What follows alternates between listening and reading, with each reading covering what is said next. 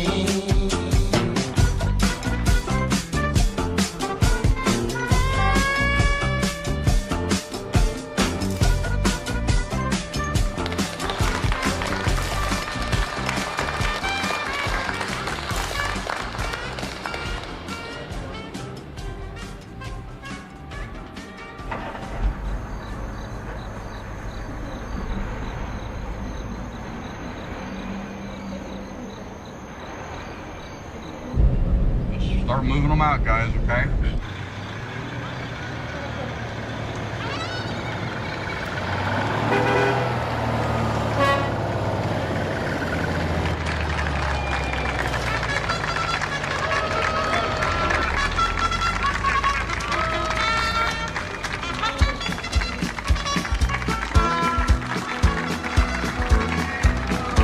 On the road again. Just can't wait to get on the road again. We're clear for takeoff. Life I love is making music with my friends. And I can't wait to get on the road again. Smile, guys, you're on candid camera. On the road again. Copy that, Pathfinder. Going places stop, that Kennedy. I've never been. Seeing things that I may never see again. I can't wait to get on the road again. On the road again. Like a band of gypsies, we go down the highway. Where the best I'll get sentimental here and break up on my last convoy. Well, we're coming to an end. We've been about 2,425 miles. We got another 150 miles or so to go, and we'll be finishing up this particular wide load convoy, which will be my last convoy over the 41 years I've worked at JPL, but it's been quite an experience. This is my 19th mission that I've worked on. Of course, the role I also used to play most of the time was a spacecraft test engineer, where I was actually out on the floor doing the electrical integration, putting things together, and then somehow or another I started picking up doing the logistics part as far as the transportation. So my first trip down here, not convoy, but project, was Ranger 6, and that was in 1962. Things are a lot different down here than what they are now. It's been a real experience. Quite a ride. Couldn't want anything better. And now it's been documented. So I don't have to tell it over and over again. I can show them the video, right? Nick? Yeah. How about if we pull all the trucks up just side by side? Think you can do that? And I can't wait to get on the road again.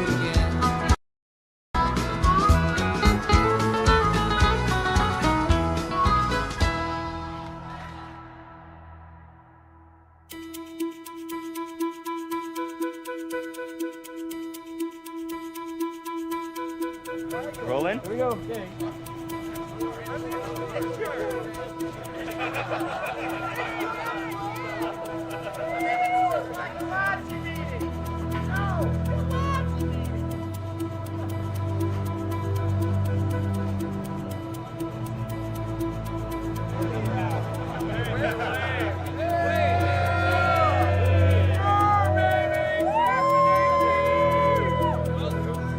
ATC 3, main power disable on. On in 5 seconds. Electronics go. And hydraulics go. T-minus 30 seconds.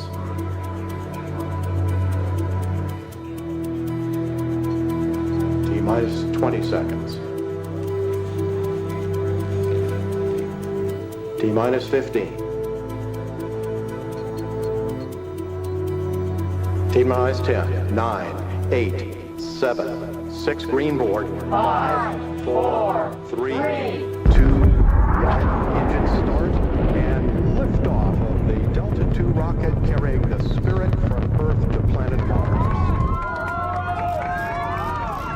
Load relief kick rate is in. Vehicles responding.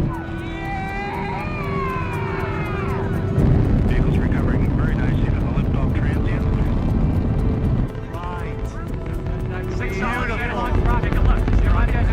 T plus 20 seconds. Look normal for this phase of the flight. We're approaching Mach 1. There we go. We've exceeded the supersonic speed. And there's jettison. Solid motor jettison. All 3 have jettison. Nice clean signature there. Let's kick some ass!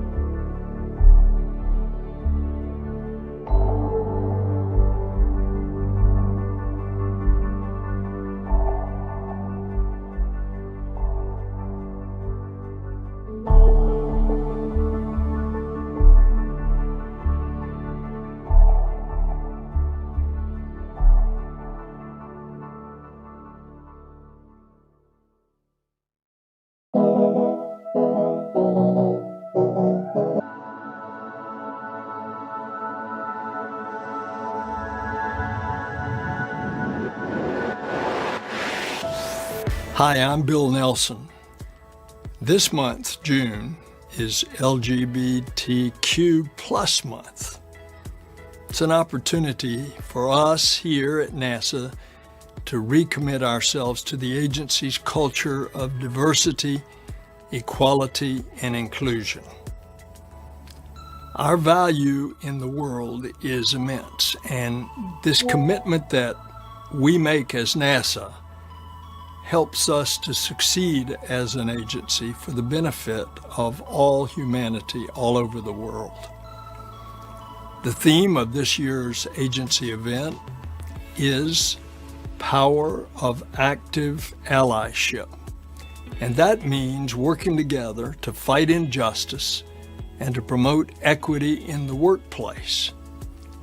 Thank you for tuning into this important event where members of this community and our allies will discuss the issues and opportunities we face as a united NASA family.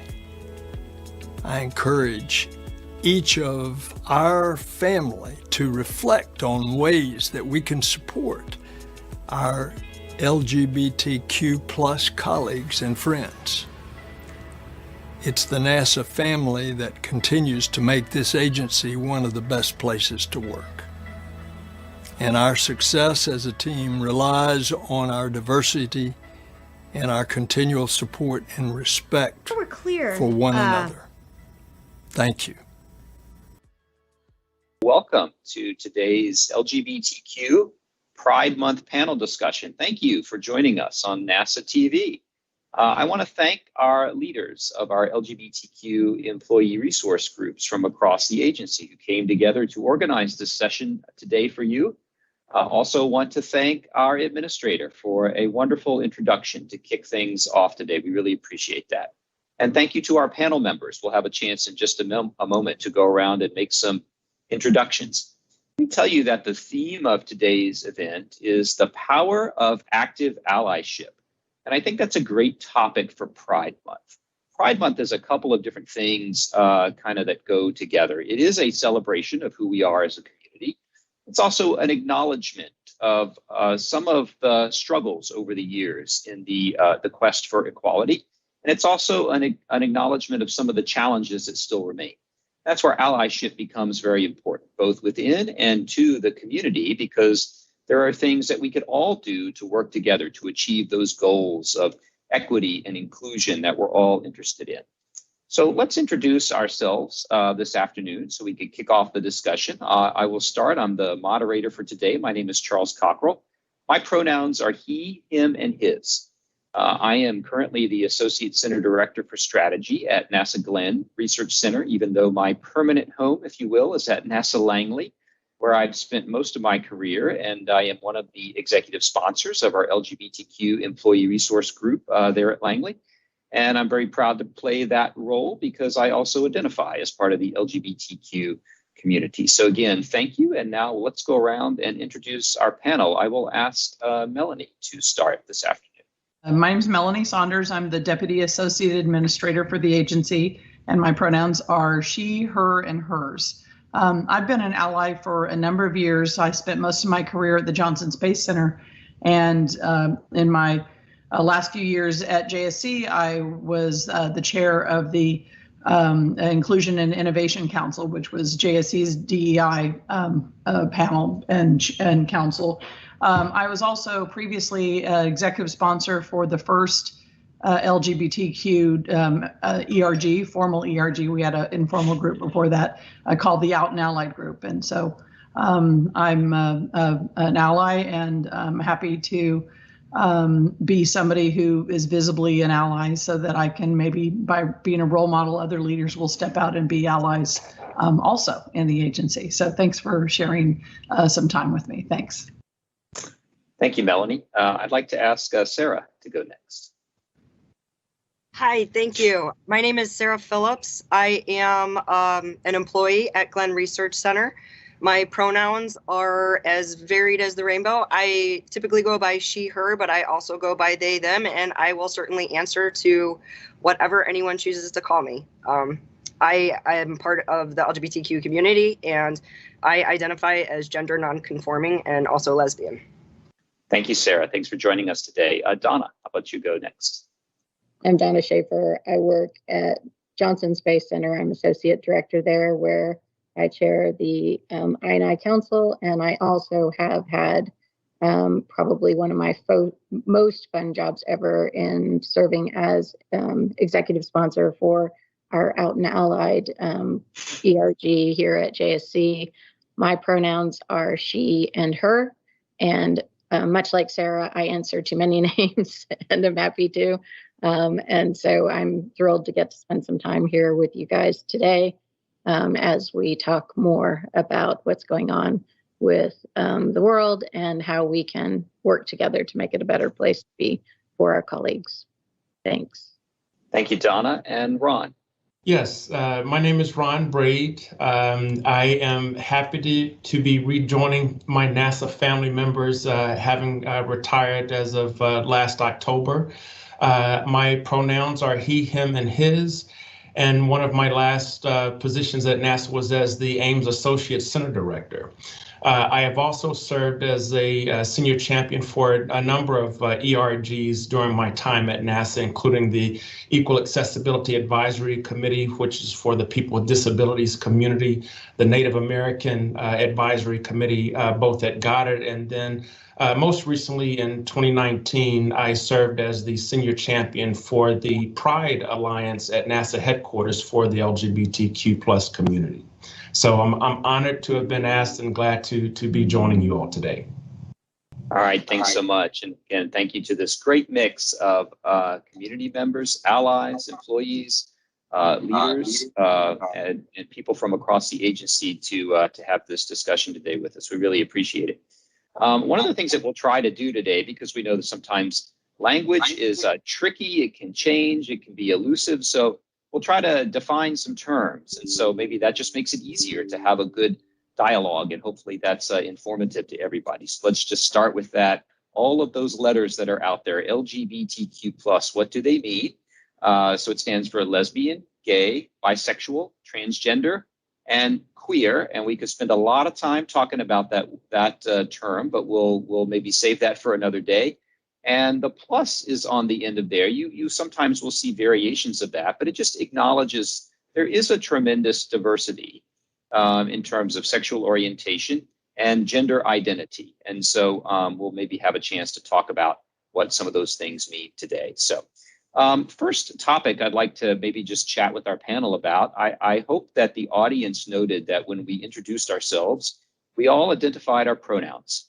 And so pronouns are really important when it comes to gender identity. We've got a lot of studies that show that people, young adults today, identify as transgender or non-binary or gender non-conforming. And here again, we'll just define a term for you. If you ever hear the term cisgender, that just means someone who has a gender identity that corresponds to what they were assigned at birth. If you're transgender, it's a person who has changed their gender identity, or maybe someone is gender non-conforming, or non-binary might be a different identity, not different than male or female, so different than our understanding traditionally of what that means. So pronouns are a way of expressing that. And why is that important to do in introductions in the workplace? I'd like to maybe just get some perspectives from our panel. And Sarah, I'm wondering if you could start with that. Sure. Thanks for kicking that off. So gender is a really interesting topic. And I think the most important thing to point out is that gender for a lot of people is a journey. It doesn't always necessarily have an ending. I think traditionally when people think of gender, they think you're either cisgender or you're transgender. You know, a lot of people don't realize that there's anything in between. For many people that are on the journey of being transgender, there's the idea that they're going to become as feminine or masculine as possible. And that's the more traditional view of how people look at transgender. Trans spectrum is absolutely huge. And it allows for people to really explore who they are inside, how they identify outside. As a non-gender confirming person, I identify as non-binary. So for me, I did not come out until I was an adult. I was already in my 30s because my entire life I knew I wasn't a girl, but I didn't think I was a boy either. And it wasn't until someone actually started giving me some of these definitions and saying, you don't have to be, you know, as manly as you want. Like, why don't you just explore who you want, you know, who you are? And finding that medium and having the ability to day by day represent how I'm feeling, whether it be more masculine or more feminine, or maybe a variety of both, has allowed me to feel like the most authentic self I've ever been. And the way that we see gender and recognize gender is changing. And that's absolutely a wonderful thing. I know it can be scary to a lot of people because I think as humans, we like to have easy labels. We like to be able to identify something because then we understand it. And having gender fluid and non-gender conforming, it's not something that you can easily understand because there's no box. And so I think it's really good that we talk about that today, especially when we talk about allyship, because, you know, it's important for our allies to understand and respect that, you know, gender is a journey, and that there are a lot of employees at NASA who are, I think, going to listen to this today and really take a lot of positive feedback and feel good about hearing that they are supported on that journey. Thank you, Sarah. That's wonderful. Thank you for sharing that.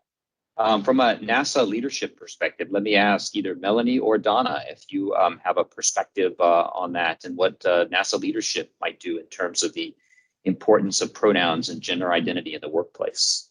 So one of the things that I think is important to remember is that this is relatively, I would say, this is a relatively new concept to many people, especially many straight people. In the past, you know, the definitions have evolved even since I was an executive sponsor of Out and Allied. And so I guess what I would tell you is I'm always a little uncomfortable for the reason, not because I'm uncomfortable with the concept or anybody, I'm uncomfortable that I don't want to unwittingly offend somebody. And so I worry about whether I've got the protocol right, or whether I'm going to treat somebody the way they want to be treated, the way they should be treated, the way they expect to be treated. And so what I try and tell other leaders, if asked, is, hey, just treat every person as an individual. They'll give you cues about how they want to be seen and who they are and how they want to be addressed, and just pay attention and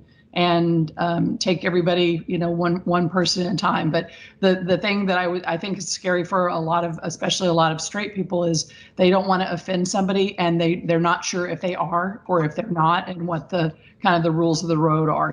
Because I think a lot of times people are uncomfortable, and that can be misconstrued as having a more nefarious origin, and it's really just afraid to be rude to somebody and fear of offending somebody.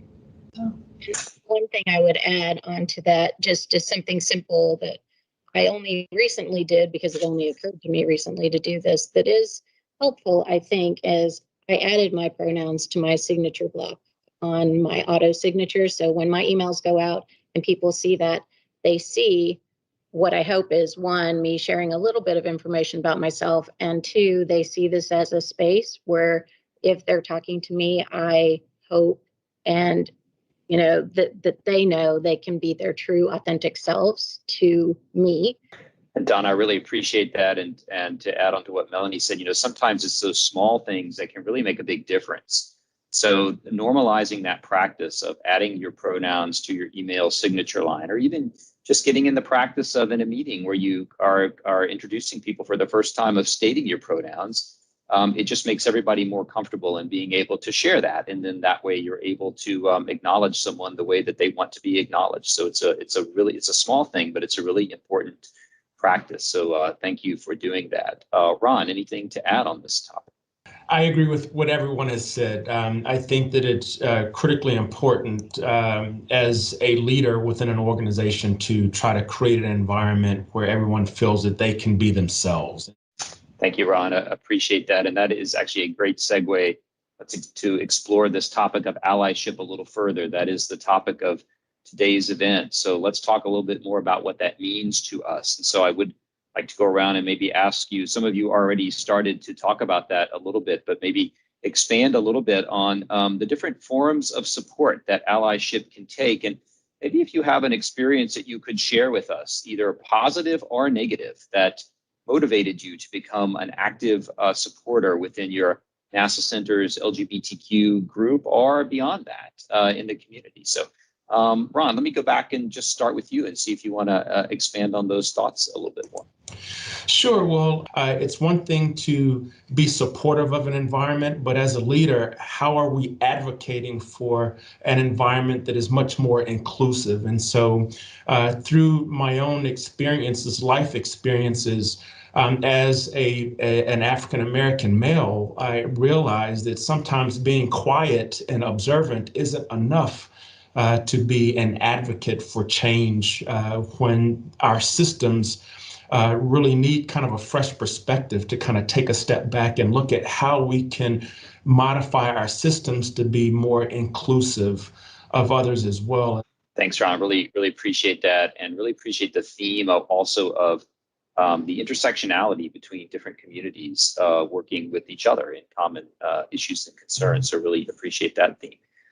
Donna, you talked about being very active in your role as executive sponsor at JSC. Maybe have you expand on what motivated you to do that a little bit?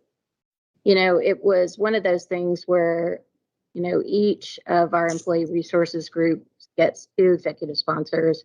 I happen to have, one of the coolest ones, the Out and Allieds first, just because it was really great group of people. And of course, not long after I entered my role there, we had a massacre in Florida, and that group gathered together, and just to watch the humanity, the other ERGs that showed up, that stood by and were there for each other, it reminds us all that we're all people, that we're all working together for one agency that has a common mission, but we're a bunch of individual employees who also have things going on in our lives. And that, that event impacted me significantly, just watching the raw emotion in the room. What can we do? We all at NASA want to go in and we want to help.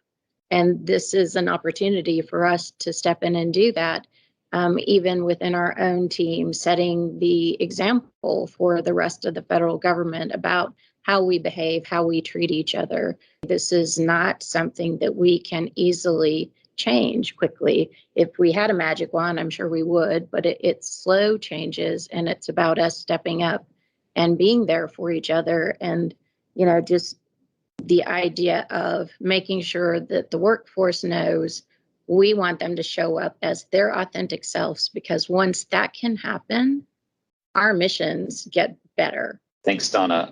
Appreciate that. Sarah, let me ask you, as a member of the LGBTQ community, what does allyship mean to you? Allyship is huge. And one of the things that I would put out there as both a positive and negative experience to me, my center director, I have a little bit of a hero complex, hero worship for my center director. Dr. Perez Davis has made it her mission to make sure that everyone knows that at Glenn, diversity is one of the most important things to her. When we have a lot of gatherings, virtual, and she's speaking, she always makes sure that she's speaking to everyone that is listening. And she always uses language that makes sure that there is an inclusivity to the entire employee group out there. I would say a negative, and it's not a huge negative, but it's something that I think sends a message, and maybe for people to think about. And maybe you are an ally and you don't know how to tell people, but silence is very loud. And I think that sometimes when there is opportunity to let people know that you care and that opportunity is missed by silence, it sometimes sends the opposite message. And that really makes me shrink a little inside, because the reality is it's not always safe to be your authentic self. And it's not always welcoming. And that makes you a little bit scared at work. And there's a lot of people that identify that way for many different reasons. I think just using little opportunities, you don't have to put a rainbow flag up, outside your house, and you don't have to scream and shout, I'm an ally, but just using simple language when you're discussing things with people. Thank you, Sarah. Thank you for sharing that story. Some great themes in there. I will share with you just, from my perspective, it's been an education for me to make sure we understand that while we've achieved a lot in terms of equality over the years, not everybody has benefited equally. When you see some of the statistics about the violence directed towards trans women, particularly trans women of color across the country, it's very alarming. I'm personally very alarmed by some of what I'm hearing in society directed towards trans people, everything from excluding trans women from sports to denying trans youth access to gender affirming care. These are the kinds of things that may not occur to people, but it's sort of all out there, and it kind of creates a climate that you can't help but have that influence what goes on inside our gates as well. So I'm seeking ways, even within the community, to do what I can to raise awareness and help with that kind of situation. So that's just another way that we can all serve as allies to each other, regardless of where we sit within or outside the community. So just things like encouraging LGBTQ youth to STEM fields. How can we show ourselves as an agency to be more welcoming to highly qualified candidates? I think that's a really important conversation. And I'm going to maybe put Melanie on the spot a little bit here first as a senior leader. How does that relate back to our NASA value of inclusion and trying to make sure that we're attracting the most diverse workforce that we can? Well, that's a great question. So this is one area where I really see a huge role for the ERGs, because I would hope that the ERG members are reaching out to affinity groups, LGBTQ plus groups at their alma mater, college or university. And that's where there's nothing quite as compelling in my mind as hearing a message from somebody who went to your college, who you would think was something like you and was aligned with a similar affinity group, and maybe, just having that personal pipeline of we're interested, it's a good, and having them share personal testimonials. So I also think it's really important for the ERGs to be involved when we do recruiting, college campus recruiting, and put out our announcements, or that we're going to be posting, if it's all electronic right now, we're going to be posting these sorts of announcements and having sort of a personal touch. But that's something that HR can do only to a limited extent. It's far more compelling and powerful when we engage the ERGs. So one of the things I've had a lot of fun doing so far this year is I started a DEI steering committee at the agency level because the administration's had a really great focus on a lot of DEI initiatives. And so we're trying to engage the ERGs in a much more direct way with a direct voice instead of just going through the center leadership. I don't want it filtered there. I want to make sure we hear the voice of the ERGs with the rest of the agency leadership teams. Thanks, Melanie. Great perspective. Ron, let me ask you, as somebody who's been in the agency, now maybe outside, looking back in, you might have a fresh perspective to offer on that. Let me ask you to comment. Well, I think that it is critically important to make sure that we're recruiting a diverse workforce. We know through data, through reports, through studies, that the more diverse your workforce is, the more innovative and creative your workforce will be. You have a culture of innovation and creativity. And so, having been in the HR space for a sizable part of my career, I also encourage us to consider the results of the employee feedback survey. They have demographic data there that can give you insights on how minorities view the world, how women view the culture, how the LGBTQ plus community views the culture. And so by analyzing that kind of data, it helps to make sure that the diverse group of people that we're hiring and recruiting, that we have a culture and a climate that is conducive for them to thrive and not just fight for survival. Thank you. Thanks, Ron. Sarah, anything to add back on some of the themes you brought about earlier in terms of NASA being a welcoming place for LGBTQ people? Care to expand? Yes. So I think of when you're applying for a job and you get to that interview stage, I always think of it as not only are they interviewing me to see if I'm the right candidate, I'm also interviewing the prospective employers because I want to make sure it's also a right fit for me. That's how you're going to have the best relationship, and you're going to get the best employees who like where they are. And I have to say, I walked out of that first interview and thought, if I do not get this job, I don't know what I'm going to explode. I literally drove past NASA and just parked and oogle-eyed at, the big NASA meatball outside the hangar because I was just so starry-eyed. During my interview, there was only 4 or 5 questions. I don't remember the exact number. But of those questions, 2 of them pertain to diversity and what I felt about diversity and what diversity means to me in the workplace and why it's important. And I thought, oh my gosh, if they're asking me what I think about diversity, that means that they really care about it. And if that is so important that they're asking me more about how I feel about diversity than they are asking me about my technical expertise in the field that I'm applying for, I have to work for them. I was like, this is different than anything I was told. I was like, they care. Asking candidates what they feel about diversity is a great way to make sure that you are getting people that have that, that it is important to them, that it's as important to them as a new hire as it's important to you as an employee wanting to have the best workforce.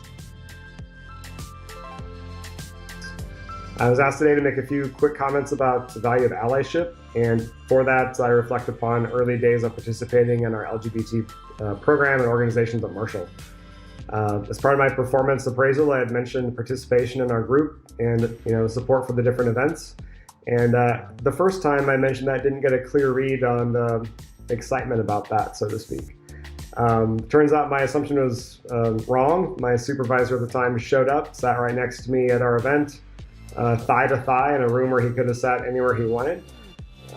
Listened to the event, asked questions about why I valued my participation, and made sure that that participation was continued and enthusiastic going forward, and really provided me an opportunity to continue being engaged.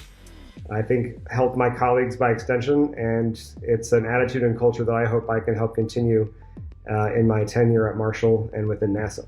So thank you for your participation today, and happy Pride. I want you to imagine that it's a gorgeous day and you're on a walk. You see your neighbor and they have a new puppy. You've got to walk over and say hello to this giant pawed, floppy-eared pup, and you ask your neighbor, what's his name? Her name is Tadpole. Oh, so sorry, she's adorable, you respond. You're embarrassed, right? You got the dog's gender wrong. The dog probably doesn't care. The owner might. You certainly do in that moment. And we've all been there, right? It's an easy mistake to make, but no big deal. Trust me when I say it's a much bigger deal when referring to a person. Having come out at work in the last year myself, I can tell you that it's painful when people misgender me. Though of course, people are going to mess up now and then. What's worse is when I'm misgendered in front of folks who don't know me, and now are associating me with the wrong pronouns going forward. That's where allies can really be helpful by doing their best to use an individual's preferred pronouns and, if appropriate, to take the burden off of us to correct others. Because if getting a dog's pronoun right matters that much, getting your friends and coworkers right means a lot more. I'm excited to be here today. I'm excited to learn how to be a better ally to the LGBTQ plus community. As I look back over my life, I realize that there were a few pivotal events that made me want to become a better ally. One that strikes me the most is that my mom's best friend growing up, who was like my second mom, and she was actually there in the room when I was born, her eldest son was a gay man, and he died of AIDS. And his mother actually couldn't admit that. She told everyone that he died of pneumonia and never once spoke that he had or died of AIDS. And this struck me as really tragic, that someone's very own mother couldn't be open and honest with what had killed her son. And it makes me realize that we need to be vocal. We need to be supportive to the LGBTQ plus community. And we need to figure out ways to do it both at NASA and in our community at home. I've had friends that have suggested that if we wear rainbow pins or have a rainbow flag in our office, that could be a welcoming sign to LGBTQ plus people when they walk in and approach us. And so I've done that. And I also have a flag outside of my home that is a rainbow flag that says love always wins. So I look forward to the panel today and learning how to be a better ally. Thank you. I was asked to give a quick story in honor of our LGBTQ community, and particularly when I was a reserve judge advocate at a large Marine unit in New Orleans after President Obama repealed the Don't Ask, Don't Tell policy in 2010. I was asked to go around the country and give a quick class about those things, and the military was very concerned that it would have an adverse effect on military discipline. And I took it upon myself to interview some of the younger Marines, and not one of them felt that it would have an adverse effect on good order and discipline. And that really made me proud and understand that we'd come a long way in the military since I had come on active duty in 1985. And sure enough, when the repeal actually took place, it went off without a hitch. In fact, no incident whatsoever happened. The way we did this in the military was through allyship. And NASA, we do that very well, allyship. And we do that by recognizing people for their performance and their what they do for a living, and not because of their sexual orientation or their ethnicity or their race or any kind of label they might put on them. And that's as a leader, I think that's very important. And it's very important that we do that at NASA. And at NASA, again, I think that we do that very well. For as long as I can remember, my parents have always had friends who were members of the LGBTQ community. In fact, I can vividly see my parents and Ms. Gert sitting at the kitchen table, laughing, talking, and drinking coffee. Years later, my mother would tell me that there were people who didn't like Ms. Gert because of her sexuality. And my mother said that was wrong. You accept people for who they are. And then there's my sister-in-law, who was a lesbian, who was able to live her life to the fullest because she had family who accepted and loved her for who she was. So I guess allyship is in my DNA. So as an ally, how can I make a difference for our LGBTQ plus employees? Advocate my support. For me, this means take immediate action if I hear or someone reports an inappropriate comment.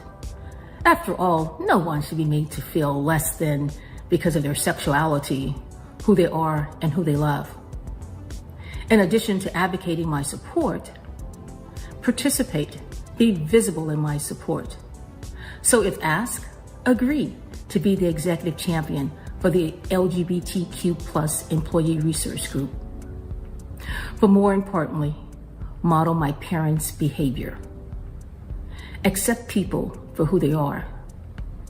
Be an advocate and champion for our LGBTQ plus employees.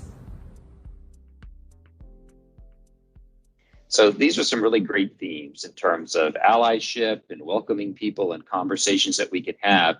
Anytime we sort of talk about diversity and inclusion, sometimes we're going to get into maybe more difficult conversations that can be very constructive if we know how to navigate those, but they might be uncomfortable. So let's maybe pivot to some of those for just a minute to see if we can help people around those. And I will introduce another term for the audience. Sometimes we use the term heteronormative, and all that means is that most people in society are going to identify as cisgender and heterosexual. And so why that's important is when you come to realize that a lot of our norms in relationships and how we interact with people, going back to the pronoun conversation, are based on that understanding of being a cisgender heterosexual person. And the realization that LGBTQ people sometimes have to navigate some tricky situations in terms of assessing the cues and determining people's comfort level and how they're addressed and things like that. Then we can get into, some more energetic conversations, things like restroom access, this tension between religious freedom and equality, big conversation in society right now. So how can we, what are some things that we could do to maybe equip people to navigate some of those really significant and challenging conversations, actions that people can take to help each other when we're trying to navigate those things? Let me start with Donna. I will say that when we as a senior team began training together about diversity, white men as full diversity partners. That led to some vulnerable conversations. It led to that team becoming actually a far better connected team, a more trusting team, a team that could go to each other and talk with each other about things that were very sensitive topics, because we had learned to do that through this process of learning how to have difficult conversations with each other. I then become one of the executive sponsors for Out and Allied, and which was fantastic. And then, of course, little did I know then that all of this leads up to my child coming home her junior year in college to tell me that she identifies with the LGBTQ community, which I think that all of my work at work actually made her feel safe at home. And so you don't really ever know how this will impact you and what lives you will touch, because for her, she knew she was in a safe place talking to me. She knew she was in a welcome place talking to me, because she had seen me work towards people being treated as people, right? Regardless. That's how people all ought to be treated. And so for her, I think that was really brave, because that is not the welcoming that she received across our family. And that's really heartbreaking.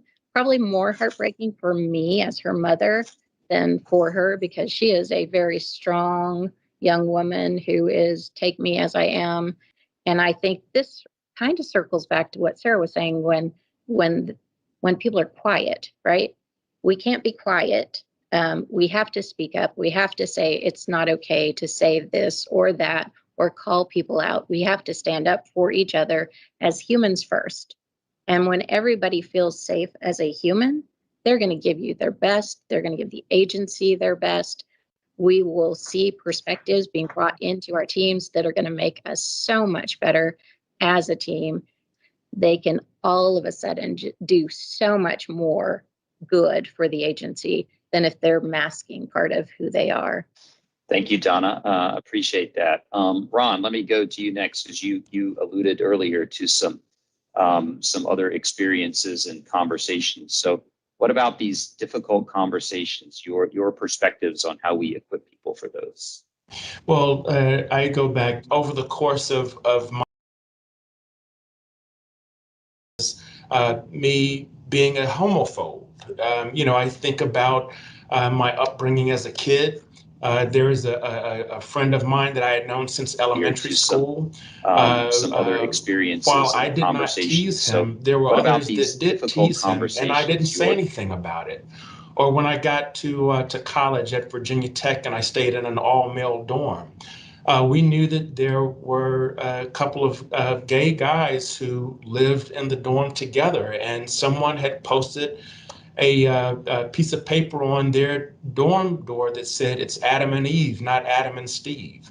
And then once someone lit that afire in the dorm, and yet as a human being, I didn't say anything. And so what I've come to realize is that silence was more destructive than kind of piling on. And so, it has caused certainly a shift in my life and my orientation and how I view advocacy when I see wrong. Being silent, for me, at least on a personal level, is no longer an option. And then I came across this poem that's called First They Came by Martin Niemöller that I think was written back in the early 60s. And it says, first they came for the socialists, and I did not speak out because I was not a socialist. Then they came for the trade unionists, and I did not speak out because I was not a trade unionist. Then they came for the Jews, and I did not speak out because I was not a Jew. Then they came for me, and there was no one left to speak for me. So, even to this day, reading that, it has a special meaning for me and the importance of advocacy, because silence is no longer an option when we see wrong. Thank you, Ron. Appreciate that. Sarah, I'm wondering if you could share any perspectives that you have on this topic. Sure. Thanks, Ron. You just give me chills, and I'm trying to be like unemotional. But yes, that poem, the first time I heard that is it's one I hold dear to my heart as well. Difficult conversations are just that, they're difficult. And I think it just comes down to mutual respect. If you want to question someone about some things and they give you a bit of pushback and hesitancy, because maybe they're not there yet, they're not comfortable with those conversations yet, having to respect that they're not there is really, for me, pushing myself to those uncomfortable conversations, because I don't want to walk through this life having to explain to other people why it is so hard for me sometimes just to go out the front door. I don't think I should have to do that, but because I care enough so that way someone else down the road doesn't have to have those conversations, I'm willing to. But it's kind of like, I think that there's also a certain responsibility for people to educate themselves too. So when they are asking questions, it comes from a place more of goodwill than maybe negativity. Before I came out as non-binary, I would get misgendered all the time, and I never corrected anyone. For some people that are on the trans spectrum, that's very triggering. And that can literally set them back and just crash them. So also understanding, though, that people are people, and if they didn't know your correct gender, it's also, you have to understand, this is a relationship that we are developing as a culture with each other. And so if someone corrects you politely on the correct term, it's okay to make mistakes, I think, as long as you recognize those. What's not okay is if someone has told you what they prefer to be identified as, and you blatantly keep misgendering or mislabeling them, because that's really going to harm that person on the inside, and it's going to make their life a lot more difficult. Thank you, Sarah. Really appreciate that. And this concept of misgendering and just, things like acknowledging when a person has access to the restroom facilities that correspond to their gender identity. Those are things that we really need people to do. And so making a mistake is one thing, and trying to retrain your brain a little bit on pronouns. When I know I have a friend with a trans child, and I'm trying to retrain my brain on that, that's one thing, versus intentionally disregarding that. That's another conversation entirely. So helping each other really understand the things that we could do is very important. I'm going to add a layer to this conversation and go to Melanie to help with this one. And it really just, it goes directly to the first line supervisors. A lot of our studies show that first line supervisors have a really big impact on workplace experiences. A lot of times your supervisor is maybe the first person that you would go to with one of these. Maybe you're having issues in the workplace. Maybe you're coming out and you need to talk to somebody and figure out how that's going to go. But a lot of times our employees and supervisors report that maybe people are just not equipped to have these conversations, and they're seeking ways to do that. So what are steps that the agency can take to really change that, to equip the right people to have those conversations? Melanie. So one of the things that I love that we did at Johnson was we required everybody to take an introduction to unconscious bias class, but then also we had a more race, power, and privilege that was a deeper class, and we required all supervisors to take that. So to me, one of the things that I think the agency should be doing is all supervisors should be required to take training like that, to know how to have those conversations, so that they're not just relying on whatever their personal mindset or perspective is. And I can tell you, JSC being in the Bible Belt, there are a certain number of people who probably would totally botch that conversation if they didn't have any training. Not everybody is open-minded, and not everybody is, some people would have a negative reaction, and how damaging that could be to the person who maybe is just, they're taking a year to get up their courage, or more to get up their courage to stick their toe in the water. So that training is really, really important, as well as making sure that We model the right behavior of the way the workforce should look, the way the workplace should look, and the way model the right leadership behavior of how to interact with people and the right sort of attitudes to have to make sure that you're sending the right signals that it's okay, it's cool, you can be yourself, and that's totally wonderful. And we want you to be yourself. Thank you. Appreciate that. I have another question here that I will admit up front that it makes me very uncomfortable to ask this because it's about the problem of the lack of LGBTQ representation in leadership at NASA. And the reason that is uncomfortable is somebody from my perspective, as somebody who came out relatively late in life when I was well into my career. I really had to navigate those situations. I was looking for the template. And it turns out there is no template because there really was no role models there. And this might be similar. I could probably ask that same question about other communities and the lack of representation. But it really did occur to me that we do have a lack of representation in leadership. It is very important, and so I'm trying to be mindful of that and figure out what I can do to make that experience maybe easier for others if they have to navigate that journey, because some of our surveys do show that there's still a large percentage of people in our workforce who are not out at work. There's something about the environment that is inhibiting to that. And so this representation in leadership may be important to that. So I just maybe like to hear any perspectives on that. Let me go to Donna first, maybe, and see if you have anything from your perspective. It's not something that we can get a magic wand and fix overnight, right?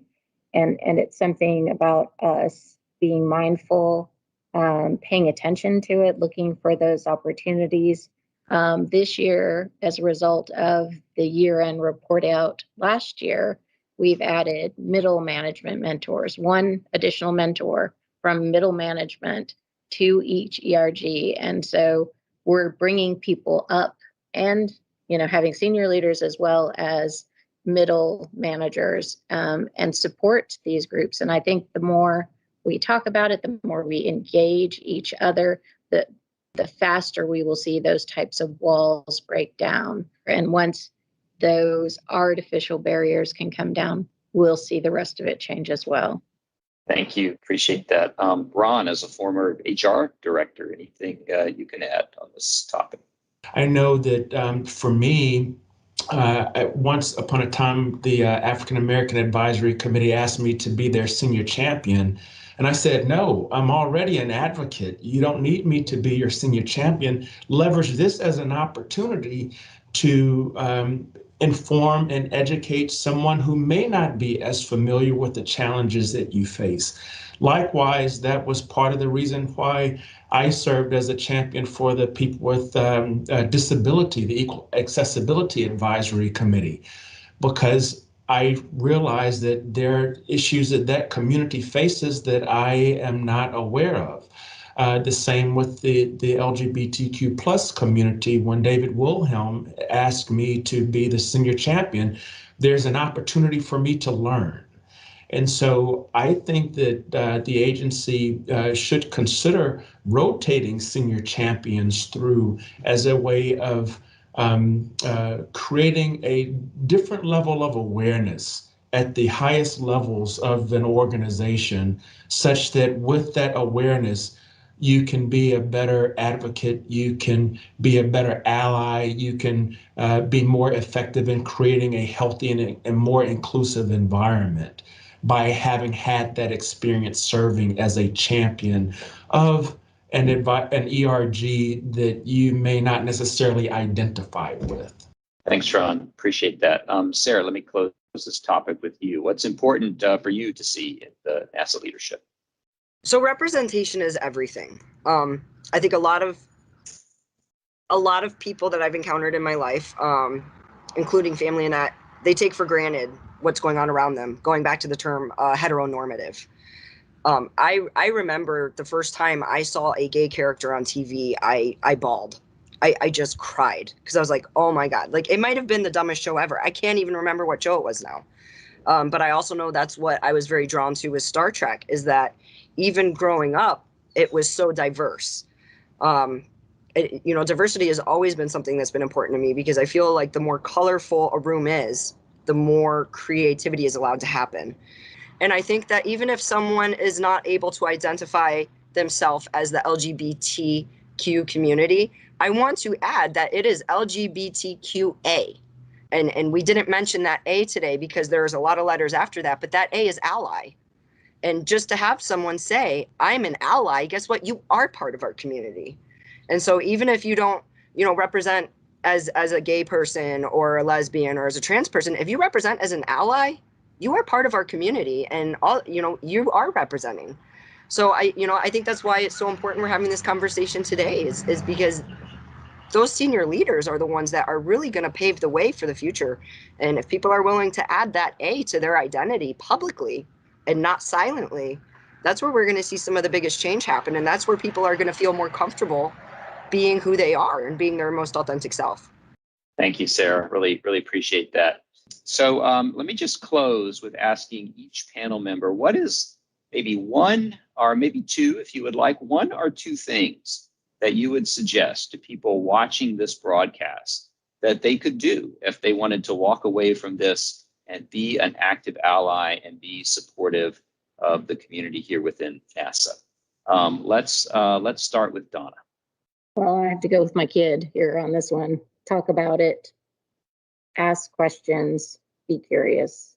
And let's just curious about each other as humans. Thank you. Appreciate that. Ron. Challenge your own assumptions. Be open and receptive and reflect on, our own assumptions that we've kind of probably created and developed over years of unconsciousness. And so if NASA can say Pluto is not a planet, or maybe it is a planet, we should be willing to say as human beings, let's question our assumptions, because what we might have learned growing up through elementary school and through middle school and high school and college, maybe it's different than what we thought it was. And so let's question our assumptions. Thanks, Ron. Melanie. Well, let's see. I think there's a lot that allies can do to be more visible. So I need to get busy and change my email signature block to add my pronouns and say something about being an ally. I mean, just something as simple as that, and making sure that combined with my position in the agency shows visible support in a positive environment. So thank you. Thanks, Melanie. We appreciate that. And Sarah. I really can't add to that. I was going to suggest what Melanie said is just the visibility piece. But hearing today, we have three very powerful leaders on this panel who have said a lot of things. And really the most important thing is just being there for your employees and letting them know you're there in some capacity. And so I want to take a moment too and just thank you for letting me be part of this panel and speak with you all today, because I think that this is just a wonderful thing. And I think it is going to help a lot of people hearing that we have a lot of leaders and that NASA does care about including everyone when they say for the benefit of all. Thank you, Sarah. Really appreciate that. I'm going to close by adding my two. They're going to be kind of repeats, but I think they're worth echoing. And there are a couple of what I think are straightforward things that anybody could do. Number one, put your pronouns in your email signature line. It is a very easy, simple, straightforward thing to do. You would be very surprised at the powerful signal it will send, because people will notice. Very easy to do, and you could do it today. Second, show up. Come to one of your ERG meetings. Unfortunately, many of our Pride celebrations are virtual again this year because of COVID, but there are some smaller celebrations popping up in different cities around the country. Some of them will be this month, some will be later in the year. Ask your ERG, show up, even if it's for 30 minutes, just to say hello, and I'm here and I'm interested in supporting the community. Those two things will go a long way to that. I loved it so much, I wrote it down about the silence. You can't go in silence. Silence is very loud, was the comment that Sarah made, and so I really appreciate you saying that. With that, I would really like to thank all of our panelists today. Melanie from NASA headquarters is our Deputy Associate Administrator. Donna from JSC, one of our senior executive leaders, Ron, and all your great perspectives in the agency, and Sarah, because you bring a unique and powerful perspective to this panel. Thank you so much for participating and spending the time and sharing your stories. And again, thank you to our ERG leaders around the agency who are doing the hard work on the ground of organizing these events, generating these conversations, getting the information out there. We really appreciate what you're doing, supported also by our Office of Diversity and Equal Opportunity. And lastly, thank you to our NASA Office of Communications for the support in organizing this event and getting it out there for everybody to see on NASA TV. Thank you so much. And that closes our discussion today. Thank you. I hope you found today's Pride event inspiring and feel motivated to become an ally in action. Anyone can be an ally, and I would argue everyone should be an ally, regardless of your sexual orientation, gender identity, race, religion, national origin. Doesn't matter. We need you to be an ally. And it's easy to say you'll be an ally, but I challenge you to act like an ally. And here are some tips that we share at KSC. Communicate. Communicate openly, regularly, and sincerely about your unwavering commitment to creating diversity and LGBT inclusion within the workforce. Promote. Promote a work environment based on equality and free from all forms of discrimination, harassment, retaliation, and inequality. Encourage. Encourage your coworkers to bring their full and authentic selves to work. Commit. Commit to creating real and measurable change through establishment of parity goals and evaluate our success using metrics. Finally, act. Act on LGBT recruitment and advancement to resolve the disparities that exist and encourage consideration of the equally qualified diverse candidate. So, communicate, promote, encourage, commit, and act. We all need allies in our life. For more information, please reach out to your center's Office of Diversity and Equal Opportunity to learn how you can become an ally in action. You can take the first step this month by sharing Pride Month events with friends and coworkers. Thanks, and happy Pride Month.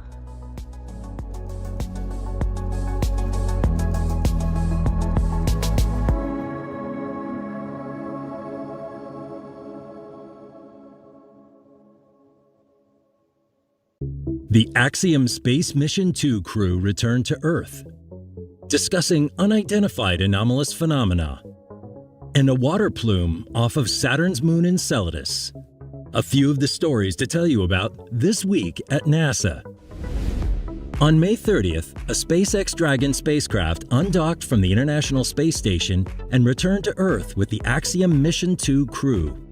The four-person crew, commanded by former NASA astronaut Peggy Whitson, is the second all-private astronaut crew to the International Space Station. The SpaceX Dragon returned to Earth with more than 300 pounds of cargo and data from the scientific experiments conducted on the space station. NASA held a public meeting of its independent study team on categorizing and evaluating data of unidentified anomalous phenomena, or UAPs. Observations of events in the sky that cannot be identified as aircraft or as known natural phenomena are categorized as UAPs. The independent study team will publish a public report this summer. The James Webb Space Telescope found a large water plume coming off of Saturn's moon Enceladus. New images from Webb's near-infrared spectrograph are giving scientists insights into how this emission feeds the water supply for the entire system of Saturn and its rings. Enceladus is a prime candidate in the search for life elsewhere in our solar system. To help learners of all ages understand how to safely observe upcoming solar eclipses, NASA has released a new set of resources for educators. The resources allow students in grades 3 through 12 and their teachers to analyze and interpret NASA mission data. The resources also help educators integrate Earth science data into their coursework. That's what's up this week at NASA.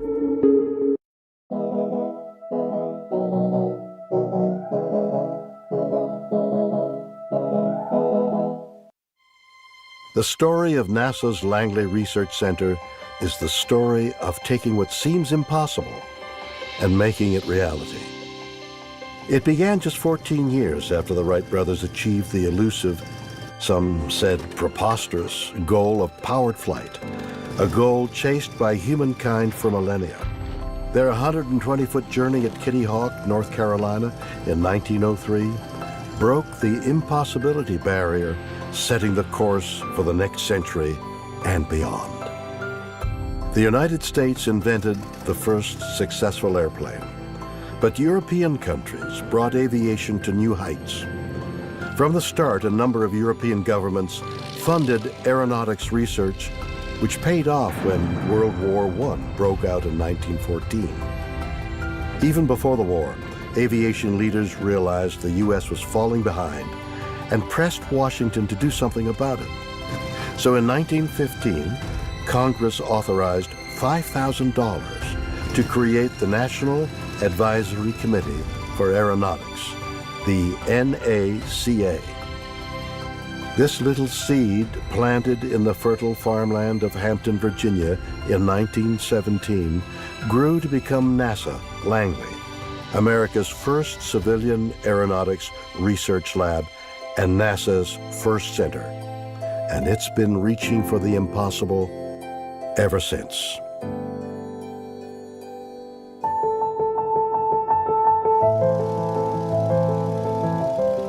Go to the moon in this decade, not because they are easy, but because they are hard.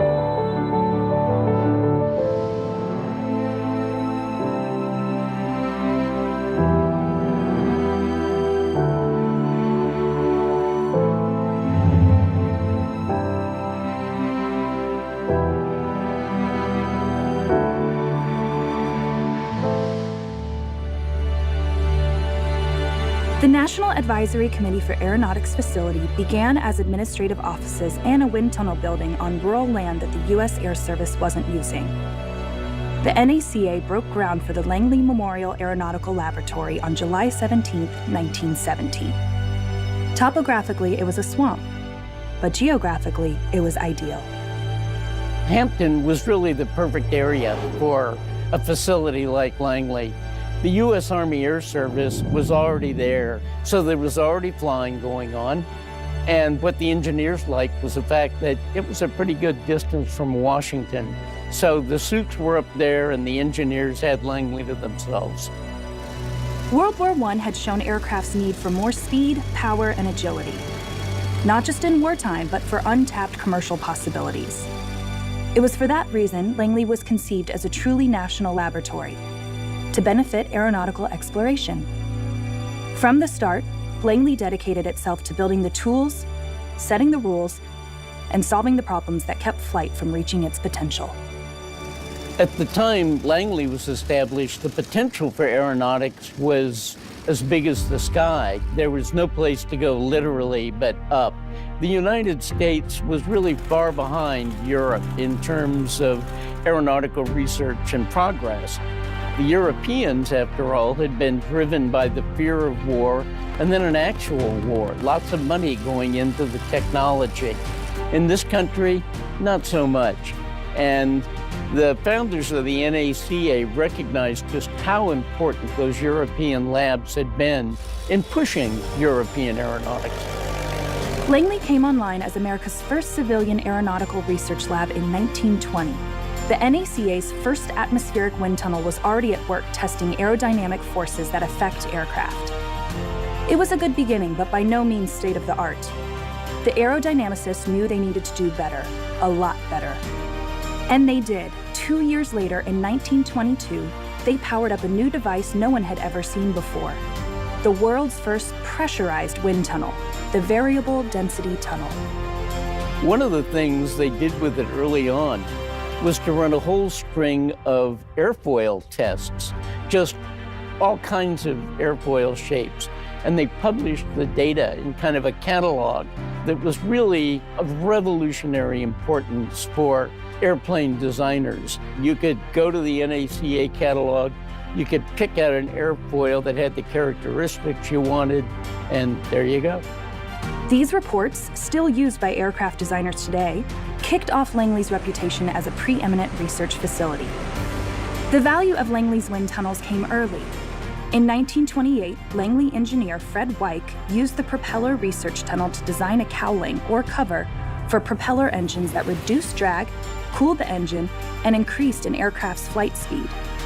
And it was those sorts of improvements coming out of the NACA that really laid the foundation for the advance of both military and commercial aviation in this country. Success followed success. Encouraged by the propeller research tunnel, which was big enough for a full-size aircraft minus the wings, Langley built a tunnel to test entire planes, wings and all. In 1931, Langley opened the full-scale tunnel, which could test at speeds up to 118 miles per hour.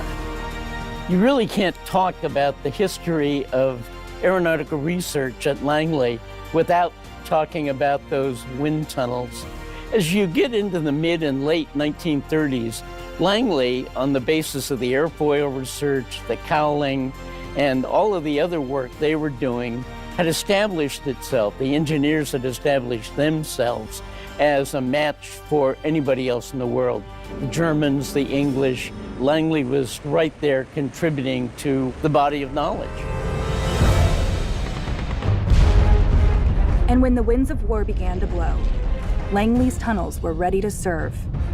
Many believed we would never beat Germany's superior air power. And based on how things looked at the end of World War I, that would be a reasonable assumption. But a lot had changed in one generation. During the war, I think the lights never went out at Langley Research Center. The full-scale tunnel, I mean, you could put a full-scale fighter with a 40-foot wingspan in that tunnel and do really important tests with it. Those tests were possible in part because of women who filled critically important jobs in machine shops, laboratories, and offices, while men were at war. The Langley Research Center just played an incredibly important role during World War II, as it had in the years leading up to the war. After the war, the innovations kept coming to increase structural integrity, safety, and speed. But how fast could we go? Speed was, at that time, one of the things that aeronautics was all about, after all. And Langley, from the days of the NAC cowling and the other advancements, had certainly done its part to build speed. By the late 1930s and during the war, it became clear to engineers, though, there was a real problem on the horizon. That problem was the sound barrier. During World War II, pilots noted that in steep dives, as aircraft approached the speed of sound, Mach 1, they would behave differently than at slower speeds. Langley's tunnels would again be needed to solve that problem, but first the tunnels themselves had to change. The 8-foot high-speed wind tunnel could handle speeds of up to 500 miles an hour. When you get air much faster than that flowing through a normal tunnel, it began to create all sorts of problems with the reaction of the air to the wall of the tunnel, and you weren't getting good data anymore. In the late 1940s, Langley's Ray Wright, with the support of Division Chief John Stack, experimented with ways to relieve these effects so that testing at transonic speeds could be done. They developed what they called the slotted throat wind tunnel. You'd always been able to test at supersonic speeds and of course at subsonic speeds, but it was in the transonic area where the tunnels had a problem until Langley engineers solved. This was the dawn of the supersonic age, where research would push flight beyond the speed of sound. It was time to take some of the testing out of the tunnels. The U.S. Army Air Force teamed up with Langley and Bell Aircraft to develop an experimental rocket engine-powered aircraft, the X-1. One solution was to design an airplane to go out and gather the data, and that's what the X-1 was. On October 14th, 1947, test pilot Chuck Yeager took the X-1 on its 50th flight and became the first person to break the sound barrier. Mach 1 was not only reachable, but thanks to Langley and others' research, just the beginning. The future was suddenly coming at us faster than sound, and Langley was up for the challenge of the new high-speed frontier. At the time the X-1 flew through the sound barrier, it meant a couple of things for Langley. While the wind tunnels were still incredibly important and engineers were still doing that work, now there were these new tools, research airplanes.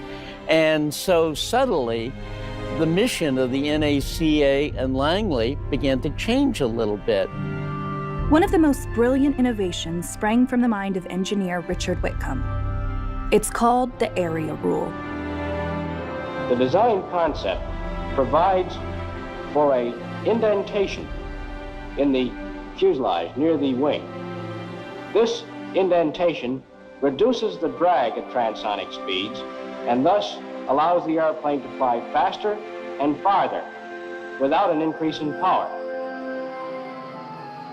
By the mid-50s, the supersonic age gave way to the hypersonic era and the race to achieve speed above Mach 5. Langley's researchers worked with the other NACA centers, the Navy, Army, Air Force, and North American Aviation to design, build, and test the experimental hypersonic X-15. The world's first hypersonic research aircraft made its maiden voyage on June 8, 1959. Mach 5 is hypersonic.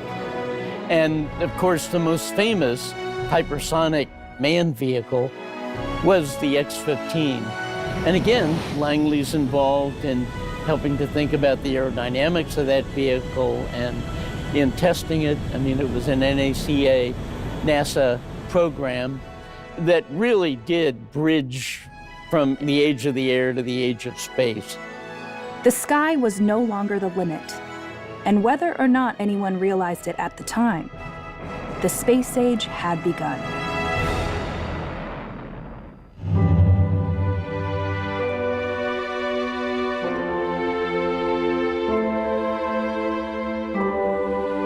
As the early X-planes began to scrape the edge of space, Langley aerodynamicists looked even further. The U.S. had much to learn about rockets, and to learn it, Langley turned to one of its up-and-coming engineers. Well, Robert Gilruth was an engineer, an aerodynamicist, who went to work at the Langley Memorial Aeronautical Laboratory just before World War II. At the end of World War II, he was instrumental in creating the Pilotless Aircraft Research Division. Now, during those early years, they were exploring the flight regime around transonics into supersonic and ultimately hypersonic flight. So it was very much a rocket development organization.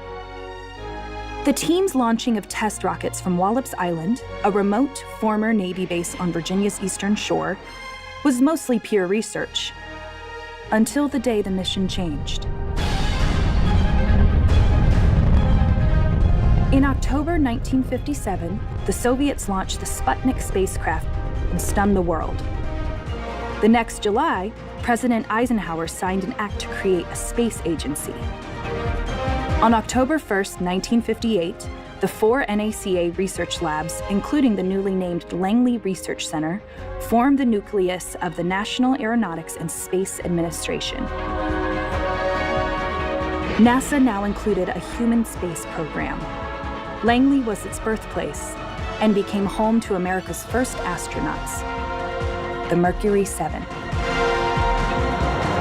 The Pilotless Aircraft Research Division is assigned responsibility as it is transitioned into something called the Space Task Group for Project Mercury, the first human spaceflight activity. So Langley becomes the centerpiece of the human spaceflight program for the United States. The astronauts are selected, they are unveiled, they are operating at Langley for the first period of the program. They work on the design and research necessary to build the Mercury capsule. Gil-Ruth Group worked through a host of technical issues, like establishing ways to protect astronauts during re-entry and developing simulators to train humans how to work in space. It also created a global communication system to maintain contact with spacecraft.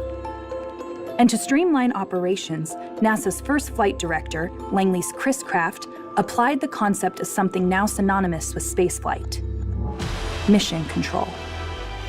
That was an idea that goes back to the World Wars, in which flight control is a centerpiece. You have to understand the logistics of movement and how things are going to be operating. All of that can be done from a room, if you will, with communication systems coming in and going out and data coming in and going out. And they modified those ideas from the military and created the modern mission control. All of these technological advances required mathematical experts. One of the most well-known was Langley's Katherine Johnson. For years, Langley had hired women to operate primitive mechanical calculating machines. Later, those human computers included African Americans, like Johnson, who went on to calculate the trajectory analysis for the first American in space, Alan Shepard. She also verified computer calculations for John Glenn, the first American to orbit the Earth. Her contributions were so great that she was later awarded the Presidential Medal of Freedom. In the 1960s, the space age, born at Langley, took its next giant step, with a little nudge from President John F. Kennedy. Just 20 days after Alan Shepard's historic 1961 flight, the president gives his decision to go to the moon speech. We choose to go to the moon in this decade and do the other things, not because they are easy, but because they are hard. Because that goal will serve to organize and measure the best of our energies and skills. Because that challenge is one that we're willing to accept, one we are unwilling to postpone, and one we intend to win, and the others too. It's a technological miracle in many ways. No one's ever even tried this before in terms of reaching the moon. There were three options that anyone could think of. The first option was, let's build a really big rocket, let's fly it to the moon, and then let's land a piece of it on the surface. And that sort of direct ascent option was very quickly put off the table because it was just too expensive and difficult to do. The second option was called Earth Orbit Rendezvous. You send up multiple spacecraft into Earth orbit.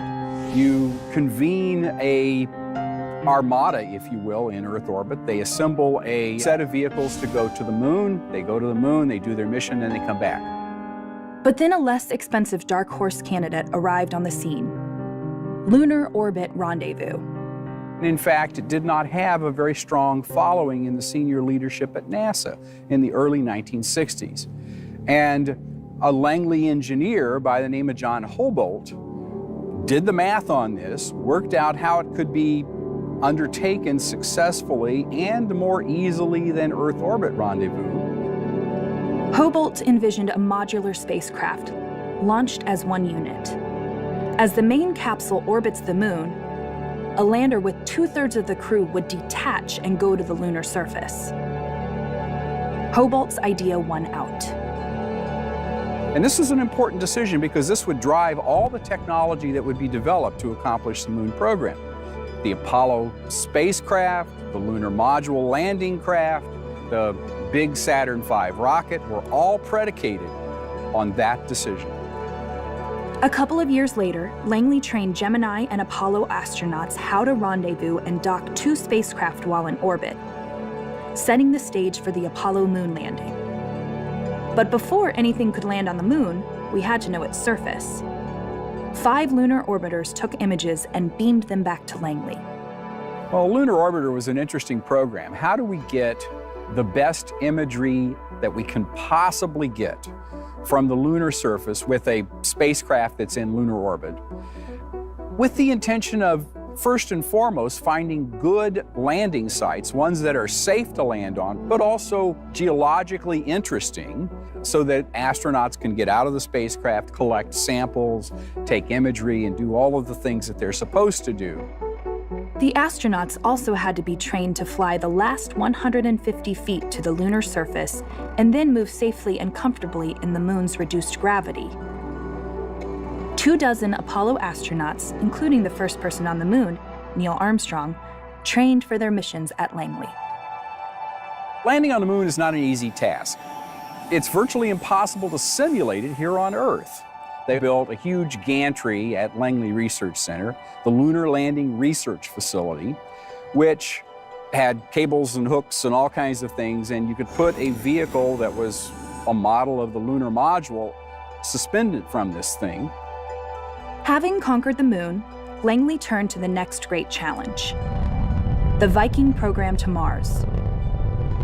A mission to investigate the planet's atmosphere and surface and to look for signs of life. NASA Langley managed the Viking project and was responsible for the Viking lander system and mission operations. The history that it had with Lunar Orbiter, in which it was very successful, sort of gets transferred into the Viking landing program. A mission to Mars is infinitely more complex than landing on the moon. The Viking 1 and Viking 2 spacecraft, each with its own orbiter and lander, would take months to make the half-billion-mile journey to a rocky, cratered planet that has very little atmosphere. When Viking 1 touched down on the Martian surface on July 20th, 1976, it became the first spacecraft to land safely on the Red Planet and keep operating. Touchdown, we have touchdown. Excellent zone. Within seconds, it started taking pictures of Mars and itself, what some call the first Martian selfie. Viking was safe on Mars, gathering tantalizing data from another world. The Langley developed technologies that made it possible have continued to shape the robotic exploration of Mars ever since. It was a very significant coming of age for both NASA and Langley Research Center. Langley was assigned this task and did it beautifully. By the time Viking 1 blinked out in 1982, the world's first reusable spacecraft, the Space Shuttle Columbia, was starting its 5th mission. It launched on a rocket and returned to Earth like a glider. Reusable spacecraft goes back to Buck Rogers in the first part of the 20th century. The cartoon strips, the movie serials, the feature films, they all use reusable spacecraft. Langley's researchers knew about reusable spacecraft from their work in hypersonic gliders and space planes. Beyond testing the preliminary shuttle designs and capturing tens of thousands of hours of wind tunnel data, Langley's engineers also conducted structures and materials tests, evaluated shuttle tire and braking systems, and improved its thermal protection system. From 1981 through 2011, NASA's 5 shuttles flew 135 missions. Its crew transported large cargo to low Earth orbit, launched, repaired, and recovered satellites, and helped build the International Space Station. With astronauts living and working in space since the year 2000, and commercial companies now conducting supply missions to the space station, NASA could focus on deep space travel. With the Red Planet again in our sights, Langley and other NASA centers are working on the Orion crew capsule and heavy lift rocket, the Space Launch System, or SLS. Mars is sort of the big enchilada of places we'd like to go. And I don't think there's anybody in the space community, and probably a whole lot of people outside the space community, who would like nothing more than to see astronauts set foot on the Red Planet. It's hard to do. There's radiation hazards, there's the microgravity environment that has to be dealt with. All of those are challenges that need to be overcome to undertake a human mission to Mars. Langley Research is tackling these challenges and many more. Just like the testing of the Saturn V and shuttle designs, SLS models are being tested in Langley's tunnels and with Langley computer know-how. And Langley engineers have led efforts to build a launch abort system designed to carry the crew away in the event of an emergency during liftoff. Versions of the Orion capsule have gone through testing at the same gantry used to train the Apollo astronauts. Splash tests of Orion mock-ups, outfitted with sensors, and some equipped with crash test dummies, will help us better understand what the spacecraft and astronauts may experience when returning home after deep space missions. One of the things that you have to do is come down in some sort of target area that is within the bounds of the ships that you've got at sea that are going to recover this vehicle. You do not want to leave the astronauts bobbing in the water for too long. Langley researchers are using all their tools to make sure everything is on track for our journey to Mars.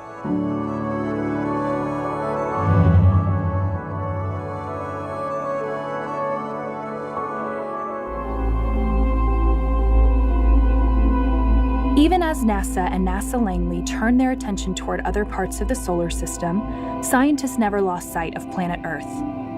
Atmospheric science work at NASA Langley began in the early 1970s as an offshoot of its aeronautics research. Langley applied its expertise in tools, methods, and testing toward a science program that would study the impacts of supersonic flight. To understand changes in the atmosphere, scientists first need to measure it. At Langley, some of the earliest measurements started with the 1975 Apollo-Soyuz mission, when astronaut Deke Slayton operated the Stratospheric Aerosol Measurement, or SAM, sensor. Aerosols are suspended particles or liquid droplets in the atmosphere. Things like soot, dust, black carbon, pollen, those are all examples of aerosols. And though they're really small, they have a big or large uncertainty in the Earth's climate system. NASA Langley has been instrumental in studying aerosols and the processes related to them and understanding their role in the climate system. The SAM experiment marked the beginning of Langley's space-based studies of aerosols in Earth's atmosphere. Later, more Langley-developed instruments were sent into space. Many were on satellites, like the first Stratospheric Aerosol and Gas Experiment, or SAGE, launched in 1979, part of the family tree of instruments that grew out of the SAM experiment. The vantage point of space allows us to look at the Earth's atmosphere, its weather, and its climate, to look at various processes ranging from diagnosing our climate, long-range transport, or even improving prediction from our climate models. Beginning in the 1980s, the space shuttle served as another tool in the Langley Atmospheric Science Toolbox. NASA's first science payload on a shuttle launched on Columbia's second mission. The Langley-developed measurement of air pollution from space instrument helps scientists build a database of atmospheric carbon monoxide levels. These measurements gave scientists a better understanding of pollution and how far it can spread. The atmosphere is composed of both natural and anthropogenic pollutants. We talk about aerosols and trace gas pollution. These are critical, and we're seeing increases in places like Asia. Meanwhile, we're seeing decreases in other places around the world. So transport and understanding that transport is important to understand the overall climate system and the composition of these pollutants and gases. The shuttle also carried a Langley satellite-based experiment that measured the planet's overall warming and cooling. In 1984, Sally Ride, the first American woman in space, deployed the Earth Radiation Budget satellite from the Space Shuttle Challenger. It's important to study the Earth's radiation budget because it has a critical impact on understanding climate change. The sun's energy comes into the atmosphere. It can be absorbed by greenhouse gases. Some of that energy can be reflected. If we end up with an imbalance in our energy budget, we can see warming in our climate system. And that's why the work that's being done at NASA Langley is critical, particularly some of the satellite-based observations. The Earth Radiation Budget satellite was also carrying an instrument that would take a closer look at the ozone layer. SAGE-2, another in the family of instruments that grew out of the SAM experiment. The ozone layer, which is a part of the stratosphere, is critical for life on our planet. The ozone layer protects us from harmful UV radiation. Now, in the past, we used ground-based observations and perhaps balloon measurements, but it really gave us point measurements. It's kind of like seeing a tree, but not necessarily seeing the forest. Satellites allowed us to see the true expansiveness of the ozone hole. Information from Langley satellite instruments provided the most widely used ozone datasets in the 1990s, helping scientists better understand the hole and how to work across borders to repair it. And in February 2017, Langley extended that ozone monitoring legacy with the launch of SAGE-3 to the International Space Station. Another of Langley's tools for looking at the atmosphere is active remote sensing LiDAR technology. Much like radar uses sound waves to take measurements, LiDAR uses lasers. Launched in 2006, the Calypso satellite, a partnership with the French space agency CNES, uses LiDAR to provide new insight into the role clouds and atmospheric aerosols play in regulating Earth's weather, climate, and air quality. Two of the biggest uncertainties in climate model projections are aerosols and clouds. Clouds can be a net warmer or a net cooler in our climate system, depending on where they're located in the atmosphere. Another key point with clouds is that clouds form on aerosols. Understanding clouds, their formation, and their distribution will take us a long way in closing the uncertainty in those model projections. Langley scientists have also used LiDAR instruments on board airplanes. It's part of an airborne science legacy Langley pioneered in the 1980s, when scientists first used instrumented planes to better understand the troposphere, the air we breathe. The troposphere is the lowest layer of our atmosphere. It's the layer that we live in and will never leave unless we are an astronaut or become an astronaut. Aircraft and the instruments they carry continue to be important to Langley Earth science, whether it's to measure and track air pollution, help assess Arctic sea ice, or study the movement of greenhouse gases. Even as Langley's Earth monitoring instruments fly around the skies, new Langley satellite instruments are in the works, including a new version of Ceres, the clouds and Earth's radiant energy system. Dating back to the late 90s, Ceres and its follow-on instruments are devoted to understanding Earth's radiation budget. Langley is also managing the development of TEMPO, the first space-based instrument to monitor major air pollutants across North America hourly during daytime. NASA Langley is critical for studying the Earth's atmosphere, given its observations and capabilities related to things like atmospheric chemistry, aerosols, clouds, and the Earth's radiation budget. It also hosts the Atmospheric Sciences Data Center. The data from these satellites, aircraft missions, and otherwise will be critical for closing the uncertainty in our climate model projections. Learning as much as we can about where we are today will tell us where we're heading tomorrow. Of course, sometimes emergencies arise that no one could have predicted. And in many of those cases, the researchers at NASA Langley have risen to the challenge with timely solutions.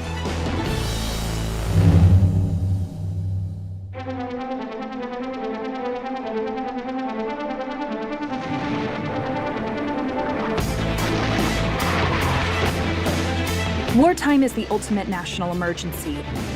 And in World War II, Langley earned its wings once again. By methodically examining individual warplanes, engineers learned how to squeeze maximum aeronautic efficiency out of each one. It was called drag cleanup. The magic happened in the full-scale tunnel, starting with the Navy's Brewster Buffalo prototype fighter plane. This Brewster Buffalo is the classic example. They bring in a plane that's not working the way it's supposed to. It's not performing the way the engineers designed. It wasn't going to meet the basic contract requirements. The real achievement of the drag cleanup study was this invention of a new process for quickly evaluating the performance of a particular aircraft design. By the war's end, more than 30 varieties of military aircraft flew faster because of drag cleanup. And you cannot overstate how important that was to the performance of these vehicles throughout the Second World War and really helped give the Allies an edge in their air power. Langley's engineering also made a difference in civil aviation. It benefited the nation and the industry by producing amazing aircraft right after the Second World War, airplanes that could fly faster and farther and higher than anything that had ever been designed in human history. Those new advancements came at a cost. Vibrations that are inconsequential at lower speeds can be catastrophic as planes flew faster. The vibrations, called flutter, could literally shake a plane to pieces. And then suddenly in 1959, an Electra fell out of the sky and another one fell out of the sky, and people lost their lives. And this was a profound crisis for the airline industry. The Federal Aviation Administration ordered tests to find solutions. Industry turned to NASA Langley and its new transonic dynamics tunnel, designed to study the effects of wind gusts and structural vibration on aircraft. It was a blockbuster test for that tunnel. But what they did in this work was discover the root of the problems. What caused this vibrations? What caused the flutter to occur? And more importantly, how to fix it. The Langley testing did more than prevent further accidents and save countless lives. It also set the pace for the aircraft industry. I think one of the really important contributions that Langley made in this particular moment was that it taught industry how to work together productively, how to identify a research problem, how to solve it, and more importantly, it set up a research agenda for decades to come. Langley's problem-solving expertise was called on again after the 1985 crash of a Delta airliner at Dallas-Fort Worth Airport that killed 136 people. It went down trying to land in a thunderstorm, doomed by a wind shear downdraft, the second such crash in 3 years. The FAA tapped NASA Langley to lead airborne wind shear and microburst detection research. A microburst is kind of a mini tornado, but in reverse. And wind shear is when those wind currents suddenly shift unexpectedly. Because of these sudden changes, it makes it extremely hazardous for pilots if they're at the point of a flight when they're trying to land the plane. This is when a number of accidents occurred. Langley developed a system to better understand and analyze these unusual weather conditions. Langley researchers come up with a numerical scale they call the F factor to help pilots understand the severity of wind shear.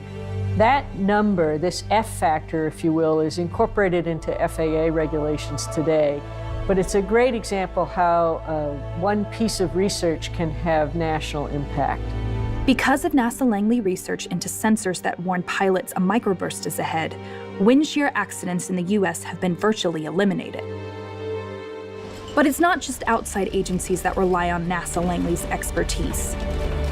After Challenger exploded in 1986, Langley engineers tested the solid rocket booster's failed O-rings.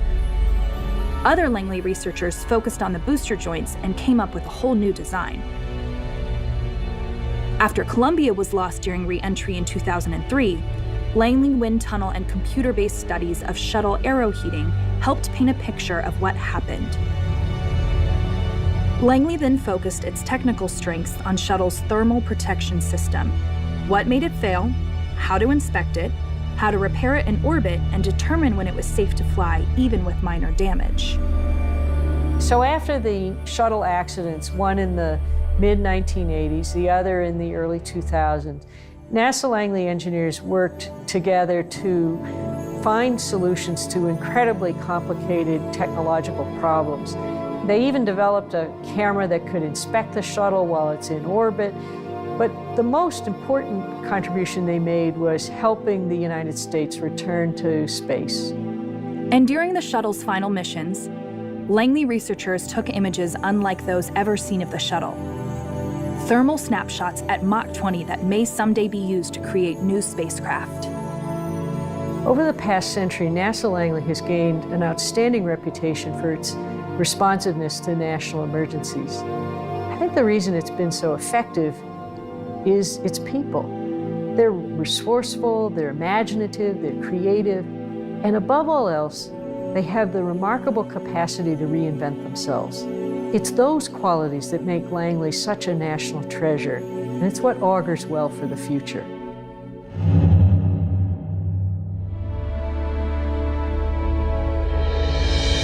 From the beginning, NASA Langley has been in the business of shaping the future. First, we conquered the air, then the sound barrier. After that, the moon. Next step, Mars and beyond. While we've celebrated successful Martian landings, starting with NASA Langley's Vikings in the 70s, and more recently, rovers like Spirit, Opportunity, and Curiosity, future missions will require larger craft, bigger payloads, and eventually human explorers. That will demand improved entry, descent, and landing, EDL technologies that must slow a Martian lander from 16,000 miles per hour for a safe and precise landing. Langley's EDL experts developed and built a heat shield sensor that flew to Mars and will help researchers design future spacecraft. Other game-changing Langley inventions for planetary exploration include lightweight inflatable spacecraft heat shields, inflatable habitats, and next-generation rovers that will allow humans to live and work on other worlds. Langley Research Center has already started building the future, using robots to help create new structures.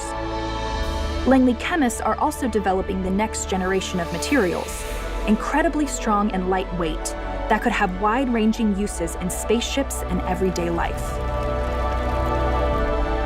But Langley has not forgotten its aeronautic roots or its commitment to X-planes.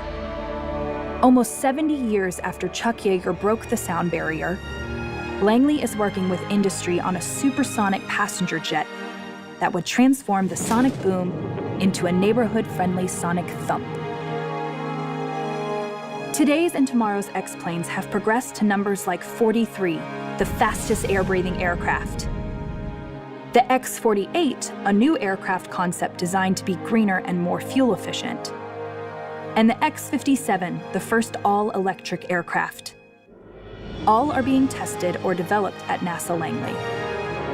On a smaller but perhaps even more ambitious scale, Langley engineers are looking at concepts like personal air vehicles and drones that require the development of intelligent autonomous systems that can allow machines to learn and act independently. Other Langley visionary research will explore new ways to better understand our home planet. Langley scientists are developing low-cost, small satellite technologies to observe the climate and air that we breathe. Sensors and instruments on spacecraft, aircraft, and on the ground, combined with computer modeling, will help us better predict and understand conditions here on Earth, and will continue to add to our long-term climate data records, so critical to understanding our planet. 100 years ago, NASA Langley rose from the farmlands of Hampton, Virginia, to become an aerospace research powerhouse. The trajectory of Langley's mission has carried it beyond the sound barrier, beyond our atmosphere, and even beyond the moon. All the while, NASA Langley's advances in materials and atmospheric science are improving life right here on Earth, expanding our knowledge and protecting the planet. Whether pushing the envelope of science and engineering or responding to national emergencies, the people at Langley are already hard at work shaping its next 100 years, transforming science fiction into reality.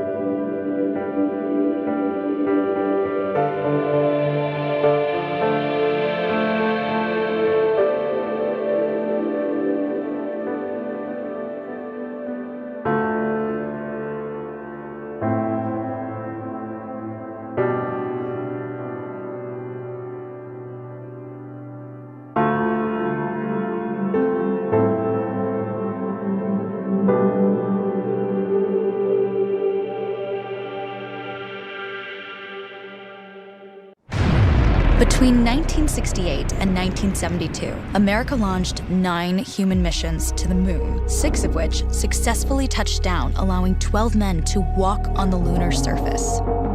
NASA's next chapter of lunar exploration, called Artemis, has the task of not just going to the moon to create a long-term human presence on and around it, but also to prepare for ever more complex human missions to Mars. In short, everything we must be able to do here, we must first do here. So, what will an Artemis mission look like? Everything is designed and tested with our most important element in mind: the astronauts. This is their deep space, human-rated spacecraft called Orion, built in 3 parts. The crew module, where up to 4 astronauts will live and work throughout the flight. The service module, with life support systems for the crew and its own engine and fuel reserves. And a launch abort system, with engines capable of pulling the crew module to safety during launch should anything go wrong. To accomplish the task of launching our crew and heavy payloads, NASA is building the Space Launch System, comprising of a cargo hold, an exploration upper stage, a massive core stage, and 2 extended solid rocket boosters. Altogether, this is the world's most powerful rocket, and it exceeds the legendary Saturn V of the Apollo era in numerous ways. Sitting on the launch pad, the entire rocket, fully fueled, weighs just over 6 million pounds, 5.2 million of which is just the fuel. Once ignited, there is no stopping what comes next. All 4 RS-25 engines and the 2 solid rocket boosters come to life, thundering our crew upwards. 2 minutes after ignition, the solid rocket boosters are spent and released. 8 minutes after launch, the core stage is depleted and separated. The upper stage fires briefly, placing Orion into a parking orbit around the Earth. Here, the crew reconfigure the spacecraft and check systems to confirm everything is ready for deep space travel. With a go from mission control, the crew reignite the exploration upper stage engines to leave Earth entirely. The exact timing of this maneuver is critical to reach a speed that can escape Earth's gravitational pull, but also put Orion on a course that will intersect the moon days later. Once this burn is complete, the upper stage of the SLS is jettisoned and the crew aboard Orion coast for several days toward all that awaits them at the moon. Approaching the moon, we see the fundamental differences between Artemis and Apollo.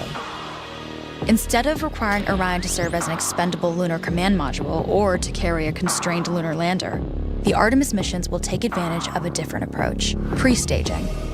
Everything needed for lunar missions will be positioned in advance by commercial and international partners. This includes rovers, science experiments, and human-rated systems on the surface. But it also includes a dedicated lunar station in orbit around the moon called Gateway. Here at this station, we can pre-stage a robust lunar lander and establish a strong communications relay. Designed with open standards, the Gateway can be expanded as new missions and partnerships develop, allowing multiple human missions on the moon at the same time and enabling ongoing science to be conducted even between human missions. The Gateway is also capable of adjusting its orbit to allow access to every part of the moon, something the Apollo missions could not do. But the real key in this approach is placing Gateway in a unique halo orbit to perfect the maneuvers needed for Mars missions. And with the growing list of commercial and international opportunities, Gateway is the ideal hub between Earth and all that lies beyond. Returning to our crew as they approach Gateway, the Orion must match the elliptical orbit of the station in order to successfully dock. Once on board, pre-selected crew members transfer to the lunar lander, while those assigned to Gateway remain on station.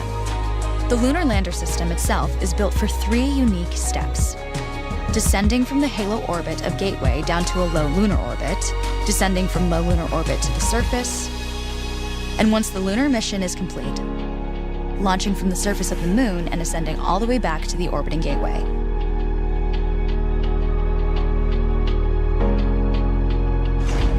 Once back aboard the Orion spacecraft and undocked from Gateway, the crew fire their engine once to break out of the halo orbit and once again to sling the spacecraft around the moon, placing it on a multi-day trajectory back towards Earth. As they near the end of this journey, the service module is released, and the crew module is oriented heat shield first. Entering Earth's atmosphere at 25,000 miles per hour, the friction of air slows Orion considerably, while also subjecting it to temperatures of 5,000 degrees. With the Orion now at just 300 miles per hour, a series of parachutes uniquely tested and produced for this moment deploy, decelerating the craft to just 20 miles per hour for splashdown. With each successful mission, Artemis ushers in the next wave of men and women to explore our moon and prove that together we are ready to go beyond.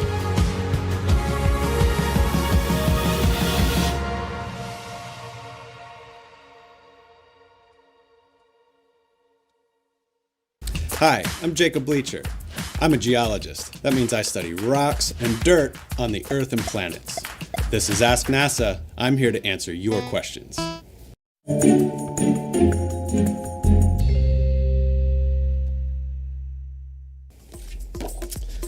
What is unique about the surface of the moon?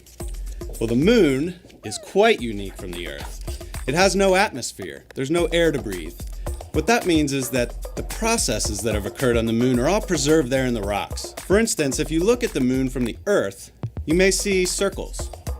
Those circles are impact craters. So let me show you. Except, making craters is really dirty business. I need my crater making poncho. Now we're ready. Let's pretend this is the surface of the moon. It looks a lot like this. That's one crater, but the surface of the moon has many more. Oh, that was a good one. On the moon, these craters have formed over time, and as you saw, material from each crater buries the previous ones, making this very rough terrain. In that terrain, at the pole, there are some craters that we believe have water ice trapped there, and they never see the sunlight. That's good for science, and could also be a resource that helps our astronauts survive. Why study moon rocks? Well, besides the fact that rocks are awesome, each rock is kind of like a person. It has its own fingerprint. We talked about impact craters. That's recorded in the rocks. Whether or not ice or water has been near there, that's recorded in the rocks. It tells us the history of the moon.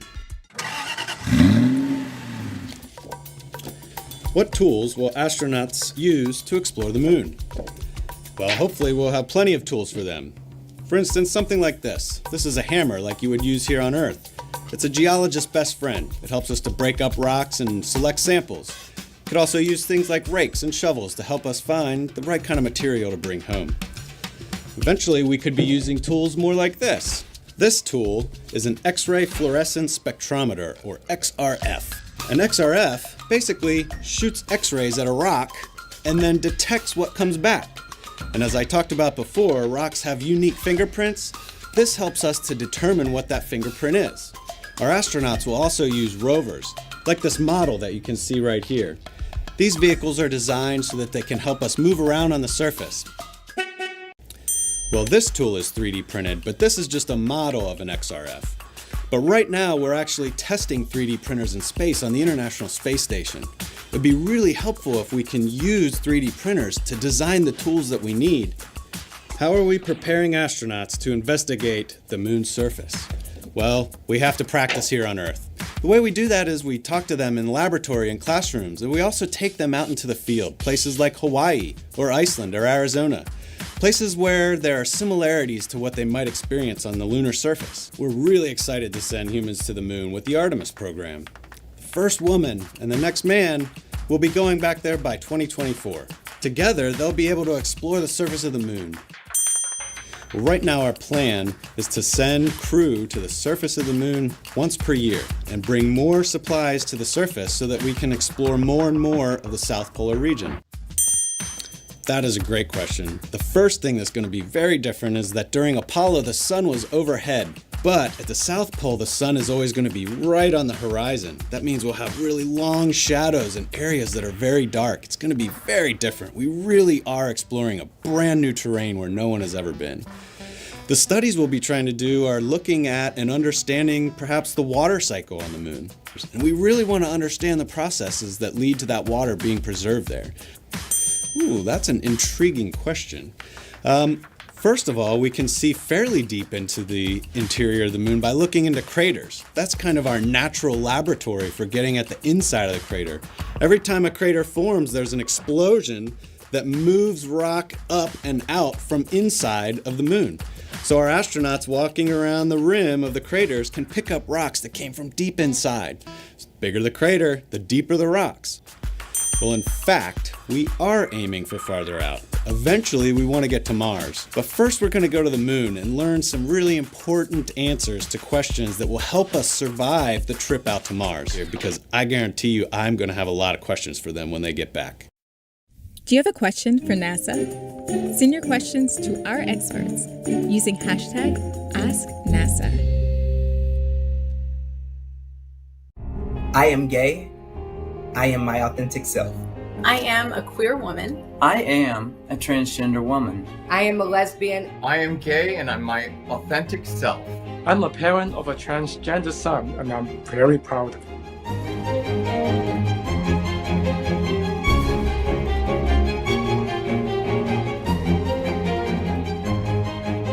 I knew I wanted to be in science ever since I was a little kid. I felt that it was really important to be my most authentic self, especially knowing that this was my dream. Queer people can dream big. Exploration needs to be for everybody. Every person, every kid, if they can see themselves, the astronauts that we send out in space, but also in the teams that make that possible, then we're doing our job. We're doing incredibly difficult and complicated things. We want people that look at things from a different perspective, that can bring us, new ways of solving problems, and diverse and inclusive teams do that. If someone is in the closet and they see people like me doing our jobs, being effective at our jobs, I think that is the biggest encouragement that I can give them, is to show I can be my true self and I can do my job. They accept me 100%. We're all together working on this. Who I am is enough. And when you resonate that kind of pride within yourself and then you exude the love that you have for yourself, before you know it, you've got a tribe of people who are just motivating and uplifting one another. That comes from being your authentic self. There's someone in the world struggling like you who needs to see someone like you to keep going. There's someone who needs an example, and you can be that. I am non-binary. I am gay. I use they, them. There was one instance where I was participating in a candidate lunch, and they actually also used they, them pronouns. And it just felt really nice to see someone else in the room using those pronouns, and I made sure to introduce myself with my pronouns so that they could know, you're not the only one here. There's someone here who understands you and really just wants the best for you.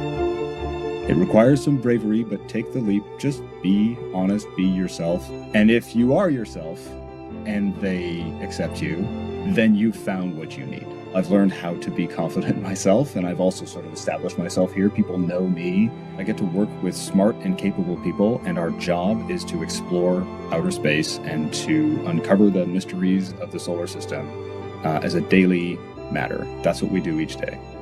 I feel hopeful for the future because of the education that's out there and employee resource groups that NASA has established. I am my true self, in love with my wife. And if we can be ourselves, our mission here at NASA becomes more effective.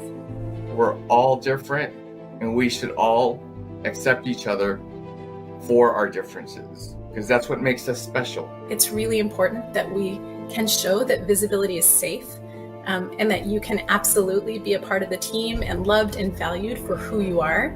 It's never too late to be yourself. It's never too late to find your happiness. No matter what your identity is in the community, that there's going to be a place for you, and there's going to be a place for you to not only just be here, but to succeed and to thrive. I am a queer woman, and I am NASA. I am NASA. I am NASA. I am NASA. I am NASA. I am NASA.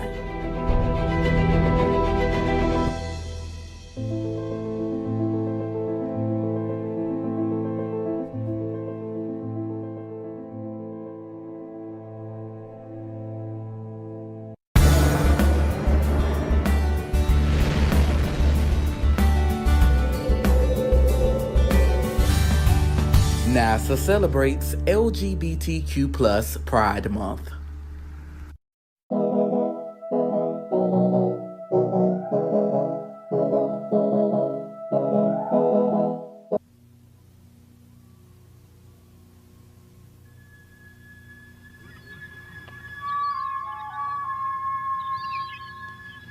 April 16, 1972.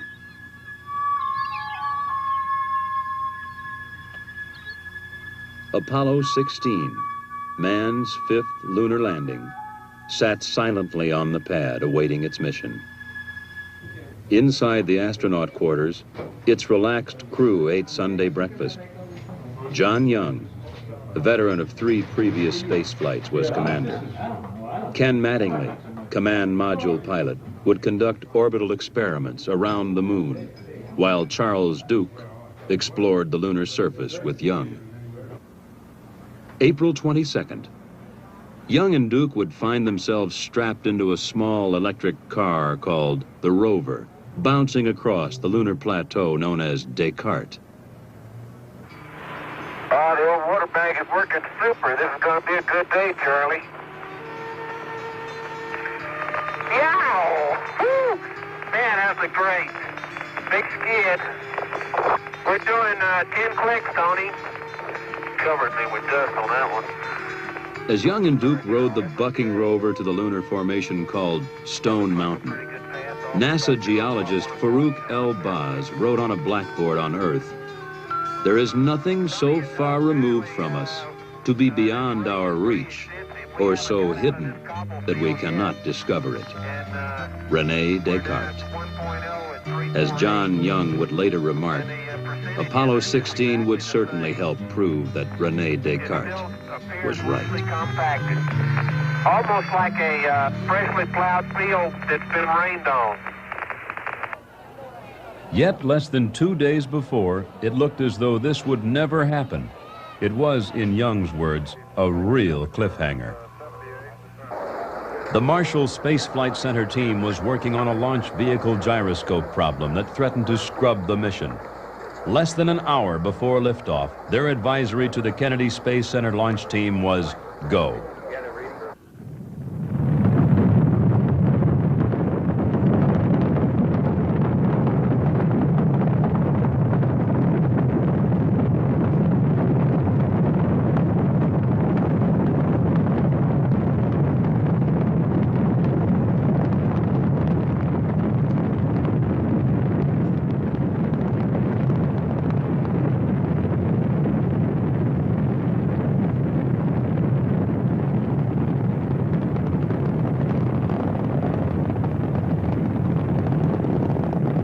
The liftoff had been perfect. During the 3-day flight to lunar orbit, the problems encountered had been more annoyances than critical, such as paint flaking off the lunar module, and later a jammed antenna in one of the lunar module's several communication systems. All in all, it had been a quiet flight. April 19th. The burn into lunar orbit was right on. Hello, Houston. Sweet 16 has arrived. Ryan, this is Houston. How do you read? The subsequent maneuvers all went without a hitch. Then the next day, April 20th, Young and Duke undocked the lunar module preparatory to landing, leaving Mattingly in the command module.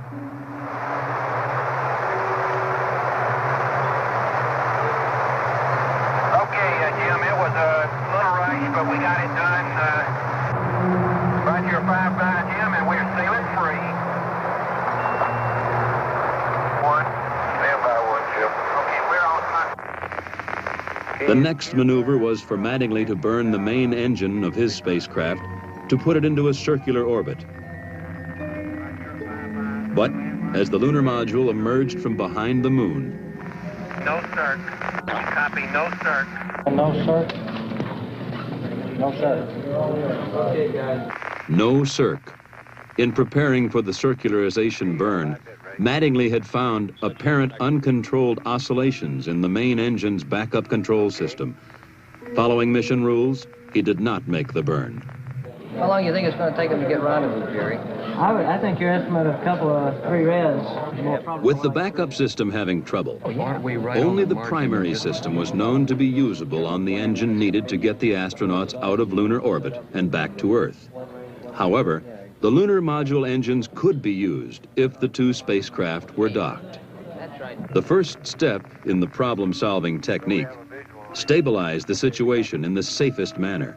Get the 2 spacecraft, which had separated, close enough together to dock if necessary. As they get them back together, get the things back that they want them, get them mentally prepared to do what they're going to do. But now, don't take that as input. I'm just talking out loud. I want to say something else I'm sure of. I don't see any way we can continue on. At that moment, the chances for a landing looked pretty slim. But you look at a problem step by step. Step 1 underway, you look at step 2. Analyze the problem as completely as possible within the time frame. We should make sure that that's gone, but there's no way, you don't have any other redundancy or other routes. And in lunar orbit, Mattingly flew the command module to a rendezvous as Young talked him in. Okay, fine. Why don't you tell me what to do there, John? Okay. Word's coming back kind of initially from North American that they're suspecting a rate feedback. Feeling 45 is Jimmy to it. The team was coming up to speed, not only at the Manned Spacecraft Center, but from MIT in Massachusetts to North American in Southern California. Isolate the trouble, simulate it, evaluate it. You can't use it if you got a broken wire. You don't know it's going to come back again. Now, like I'm drifting the other way. Not according to my needles. Okay, I'll believe your needles. Of course, then you would have had no options. Okay? Go ahead. I mean, then it's full speed ahead. I just don't much see how we can make it on this next rev. I think you guys ought to continue to work. So you'd only do it if you had a failure on the primary. Well, how would you ever get the damn thing trimmed then? Well, I would, if I had a failure in a primary, I'd shut it down.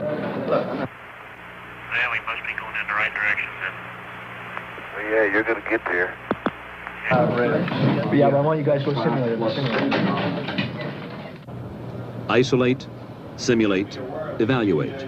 The results were coming in. It was beginning to pay off. The simulator tests and other data were showing that with the engine on, the oscillations would do no harm. Despite the earlier pessimism, it was beginning to look pretty good. Okay, when you come up on AOS, on the next Rev 15, we'll give you a go or no-go for another try. Manned Spacecraft Center Director, Dr. Christopher C. Kraft, Jr. just came back into the control center after having attended a meeting by management people in one of the back rooms, and the situation is go for landing. Well, have at it, babe. So we're going to try it. And You do have a go for another try here at PDI on Rev 16. Once more, they would pass behind the moon. And on the next revolution, John Young and Charlie Duke would start their swift descent to the Descartes Plateau.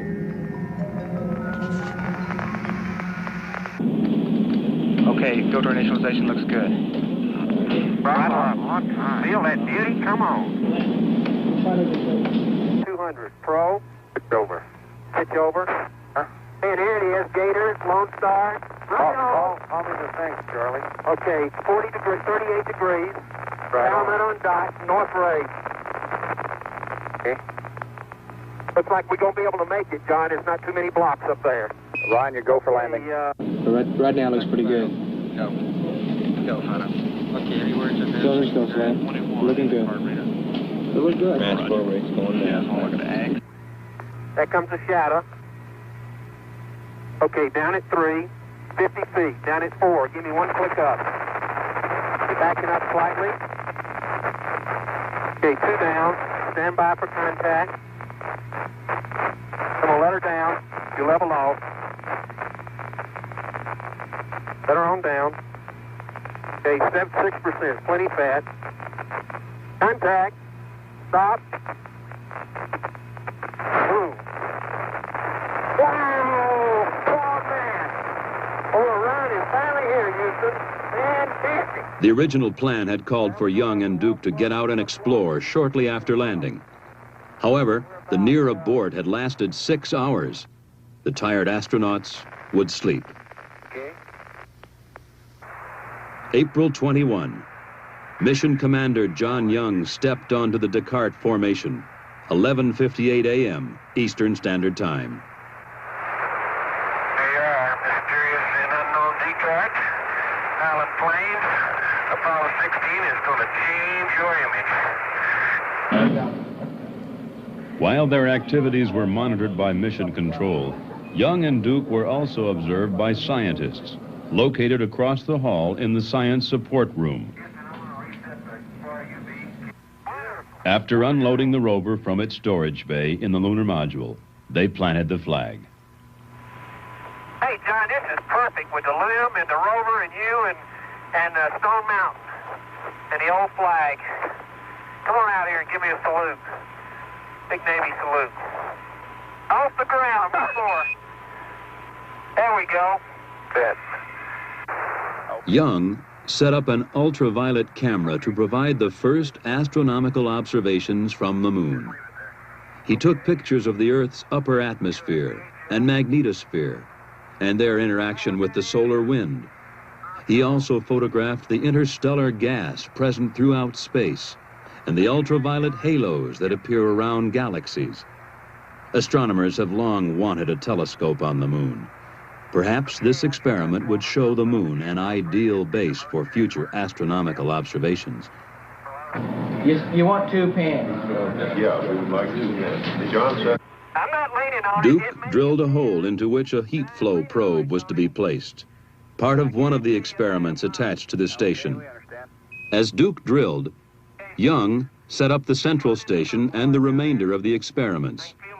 Then, what many considered the biggest disappointment of the mission. Probably just some rocks down there in the regolith, Tony.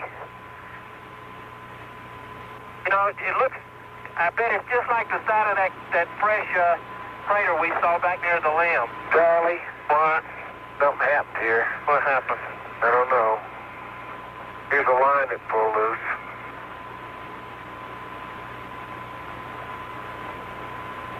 Uh-oh. What line is it? That's the heat flow. Pulled it off. Kind of sorry. I didn't even know it. Now that means you've got to mate all those wires, separate wires in there, and have them insulated from one another. That's right. And if that doesn't occur, what are the chances of shorting out the central station? Well, that's another one that they're working. On Earth, they tried to figure a way to fix the heat flow. On the moon, the astronauts continued with the other experiments.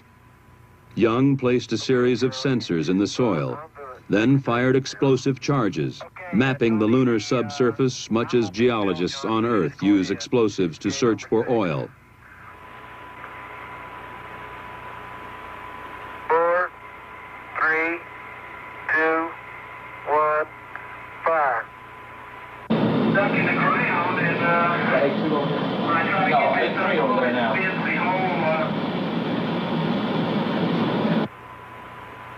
They continued to sample the area and activate the experiments. Then they returned to the rover and prepared for their first trip away from the landing site in search for geological samples. And here we go. Their first traverse would take them about 1 kilometer west of the landing site. They would make 2 stops to collect samples and conduct experiments. You have 10529 in your flight plan. But it couldn't pick a better spot. John, you're just beautiful. That is the most beautiful sight. What's that? You're standing there on the rim of that crater. This guy, you're going to have to use a hand. Young used a portable instrument to measure the local magnetic field. He would later record the most intense magnetic field ever found on the moon, far higher than scientists ever suspected. What's that, Charlie? It's really some crater. As you come around there, there's a rock in the near field on this rim that has some white on the top of it. We'd like you to pick it up as a grab sample. This one right here? That's it. This one right here? That's it. You got it right there. Okay, we copy that. There would be one more stop before they got back to the lunar module to close out this EVA. With Duke acting as photographer and Young as driver, they put the rover through a full test. Man, you are really bouncing. Is he on the ground at all? That's 10 kilometers. Huh? He's got about 2 wheels on the ground.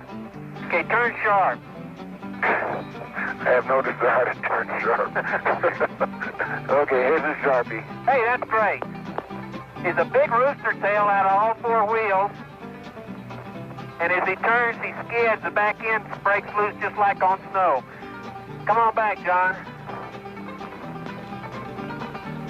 Hey, the DAC is running. Then I'll tell you, Indy's never seen a driver like this.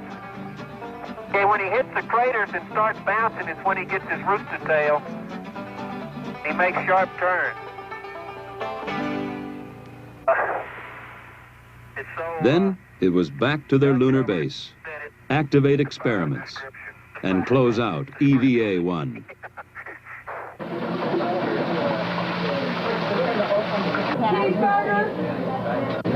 Be wise exercise, is that right? Physical fitness, gym level?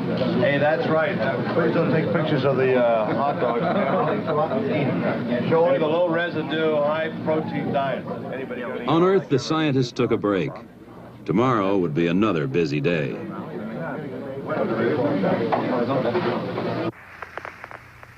April 22nd. The lunar surface temperature in the sun should be around 135 degrees today. Today they were headed a little over 4 kilometers south to climb their rover up the side of Stone Mountain. Man, we are really going up a hill, I'll tell you. Their first station, a crater 700 feet above their lunar module. Wow, what a place. What a view, isn't it, John? It's absolutely unreal. We really come up here, Tony. It's just spectacular. I have never seen it. All I can say is spectacular, and I know y'all are sick of that word, but my vocabulary is so limited. Let's see what we can do. If we got that rake soil, we got certainly something. We could go to one-man sampling and maybe do it.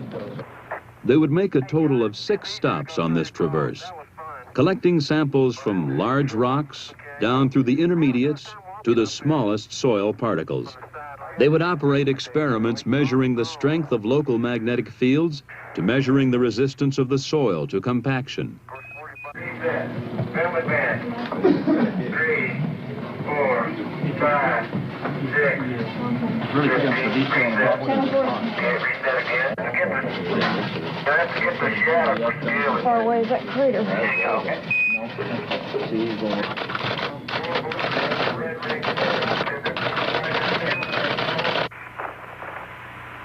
Man, we come a long way. Hey, John, it's easier to go straight across. That was fun.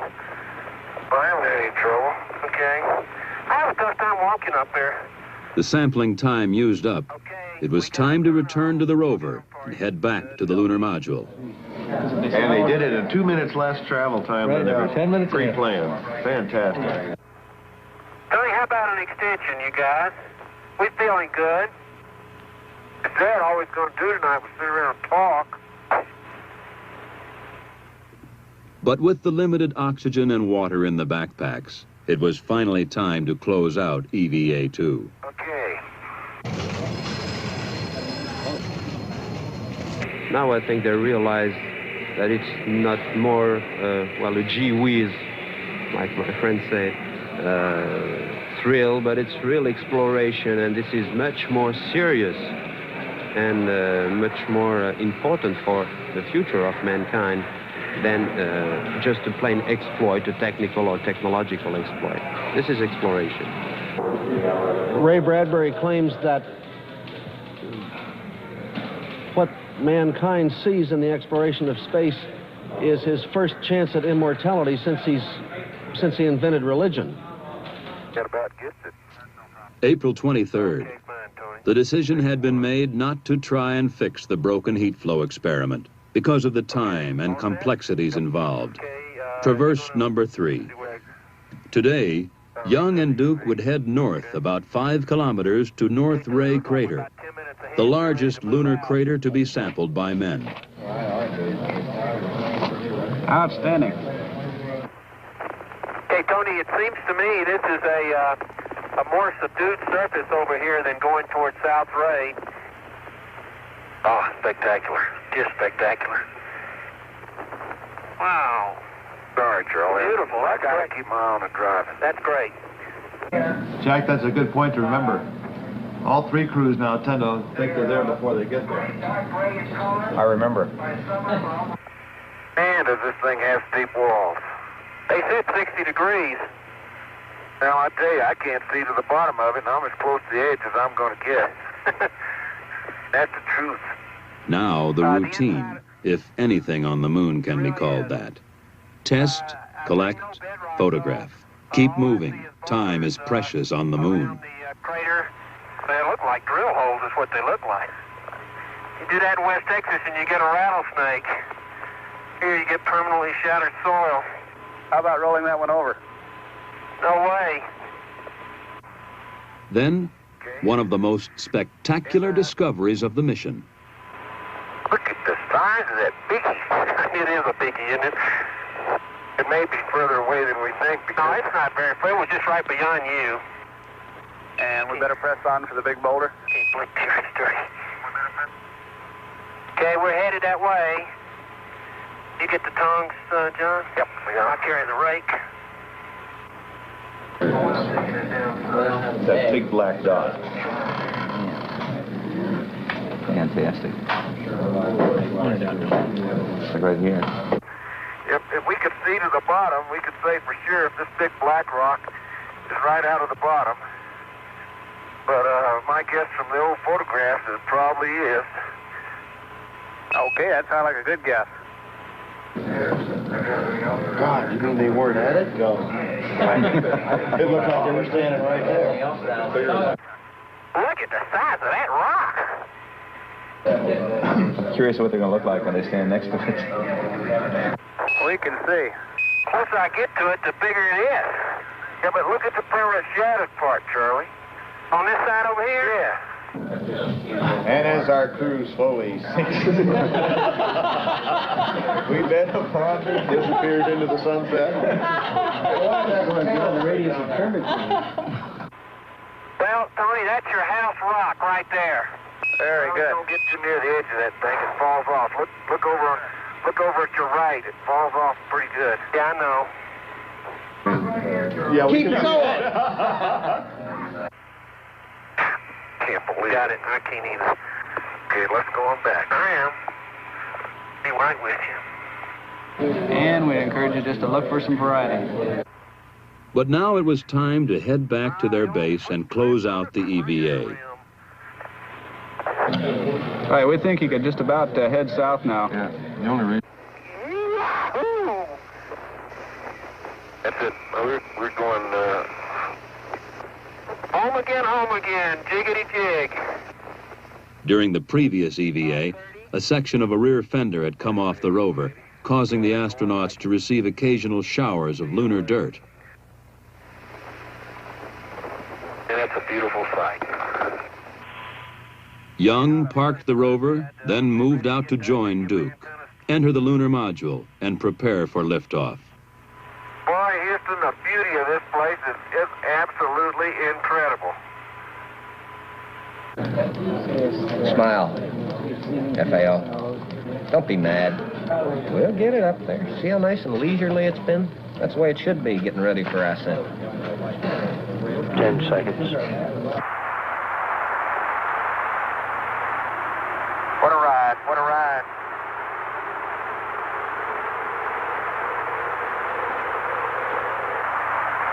Pitchover's on time.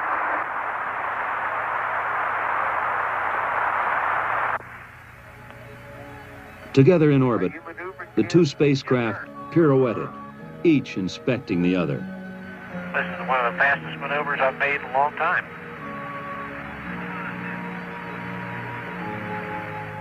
The inspections complete, the command module and lunar module maneuvered to docking. John Young, Ken Mattingly, and Charlie Duke, reunited aboard the command module, settled down for tomorrow's tasks. Jettison the lunar module and burn out of orbit to come home. April 25. Ken Mattingly left the confines of the command module cabin, 173,000 miles from Earth. As he orbited the moon, he had not only made visual observations, he had been operating a complex series of experiments. Many of these had returned instant data to Houston. 2 had taken thousands of high-resolution pictures of the lunar terrain. Now, Mattingly retrieved the film canisters and made his way back to the cabin with them, as Charlie Duke stood in the hatch to help him. It had been quite a mission. In John Young's words, I think we've seen as much in 10 days as most people see in 10 lifetimes. April 27, the last day.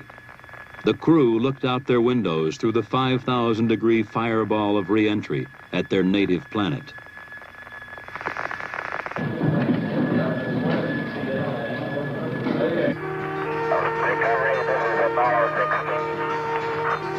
Apollo 16, this is recovery. Welcome back. Go ahead.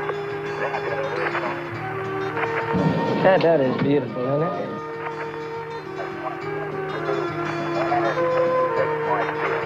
Now they're blooming.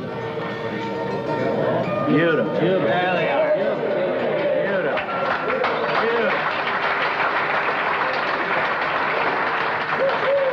Apollo Control Houston, an observer on the Ticonderoga estimates the distance from the ship about 1 mile.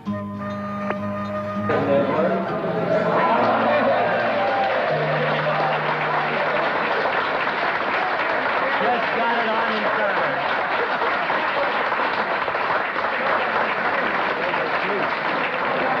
There you go, George.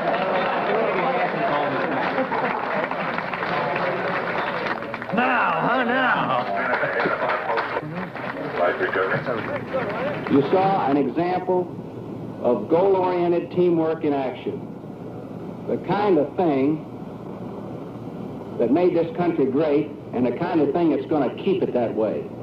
A real smooth shot. Every bit of it, Jerry. You brought them in beautifully.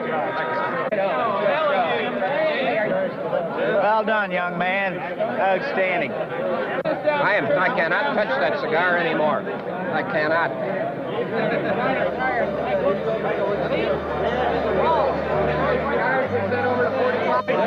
I told them they're going to improve the skyline. We're in trouble.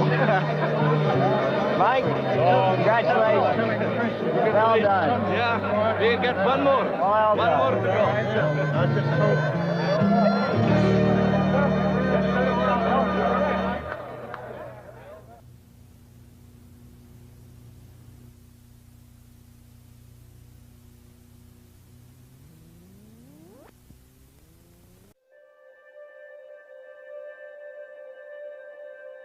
And as we leave the moon, we leave as we came, and God willing, as we shall return. You probably dreamed of this. Liftoff on Apollo 11. You probably replayed this moment 1,000 times. Wheels off the ground air. You probably imagined the awe-inspiring, indescribable rush of the ride. You probably celebrated the miraculous, cheered the momentous, and mourned the shocking. You probably still dream of what could be. We did. We do. And while many thought we were through, no. We've been learning, we've been building, we've been training. And now, it's time. Because the next frontier is not just for the next generation. It's for this generation. It's for me, and it's for you. For everything we still dream about. We go as Artemis.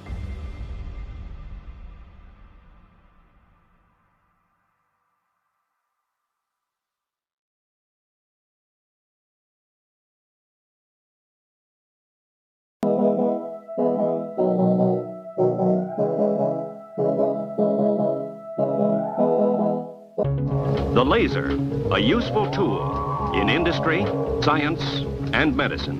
When it comes down to it, a laser is just a light with extreme focus. It's both elegantly simple and extremely complicated.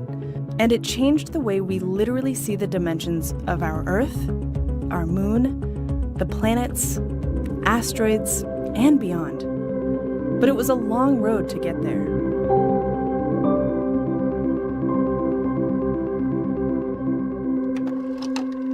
Back in the 1980s at NASA, using lasers to measure physical features from space was too experimental, too risky. Fortunately, it was also a time of change and risk-taking at Goddard Space Flight Center. In the 1960s, there was probably not much question that when a science or applications mission came up, for the most part, it went to Goddard. And we've got to do a better job of selling ourselves and being sure that we're responsive to what headquarters is looking for in terms of the competition between ourselves and other NASA centers. I came here as hired by the center director, Noel Hinners, in '85, and he said, so what do you want to do? I said, I want to map the topography of Mars, at this scale, not the scale of buildings. How do we do that? And he goes, well, we got folks, they do stuff. And so I met a few of them very quickly, and that was Jim Abshire, John Degnan, Jack Buffton. We started working with laser remote sensing instrumentation. It was the same type of instrumentation that communicated from ground to satellites in satellite laser ranging. We could do a little airborne laser remote sensing, and Garvin and I sort of found each other through that. I said, come on down to Wallops and we'll fly this. And he said, oh, topography, Earth, yes, I want to measure it. We literally took a T-39 training aircraft that was put together by the Wallops team, really impressively, and bolted in a big telescope with a laser and went flying out in northern Arizona, where I had done some field work.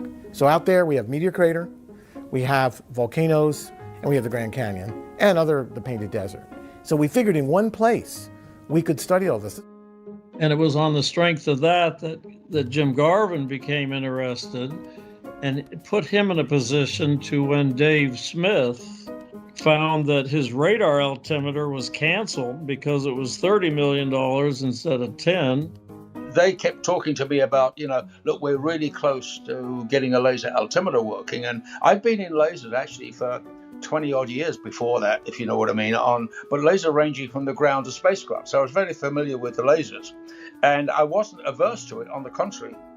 But NASA offered me the situation that said, look, we've got a certain amount of money for you. We're willing to spend $10 million on this instrument. But there has to be some sort of competition. You need to choose which instrument you would like to fly to measure the altimetry. And there were 4 candidates. 3 of them are radar, and 1 the laser that we call MOLA. There was no one in their right mind that would bid a laser altimeter. Seriously. And I was all gung-ho. I was a young guy, no gray hair. There was a lot of reticence. There was so little trust that this could be done. NASA has made a monumental achievement in both radar and visible near-infrared imaging of the surfaces of Earth and other planets. But those are flat field views. And the missing dimension, the hidden dimension, which drives where energy goes, where the water flows, stability of landscapes, is the 3rd dimension. We take for granted the map. Sometimes you need the map to do what's beyond the map. Making those maps with that crucial 3rd dimension is what laser altimetry, or LiDAR, is best at. And over the decades, Goddard's gotten pretty good at explaining just how laser altimetry works. This is a laser altimeter, and what it does is it sends a short pulse of light from a moving platform that's observing a surface, an airplane, a satellite. Gets a reflection straight back off the surface. We record that reflection and the time very precisely. Of the pulse from the spacecraft down to the surface and back again. Which allows us to measure the range to the surface. When that's done repeatedly in orbit, you can build up a map. The fast rate of light pulses and the small footprint allow LiDAR to measure with a much finer scale than traditional radars. They had a big review, and the leading radar guy that had flown radars to Venus, Gordon Pettengill, at the end said, well, I don't know about you folks, the laser's better.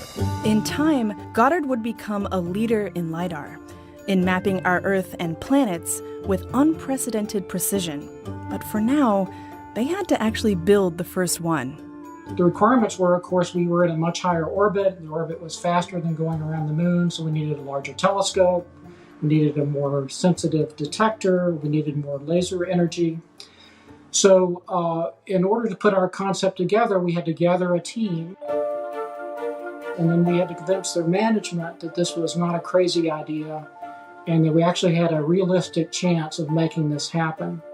We worked a lot of hours. I can remember Jim talking about, working 10-hour days, and I was doing about the same. But, it really didn't matter because it was so exciting to be working on something that was going to actually map Mars.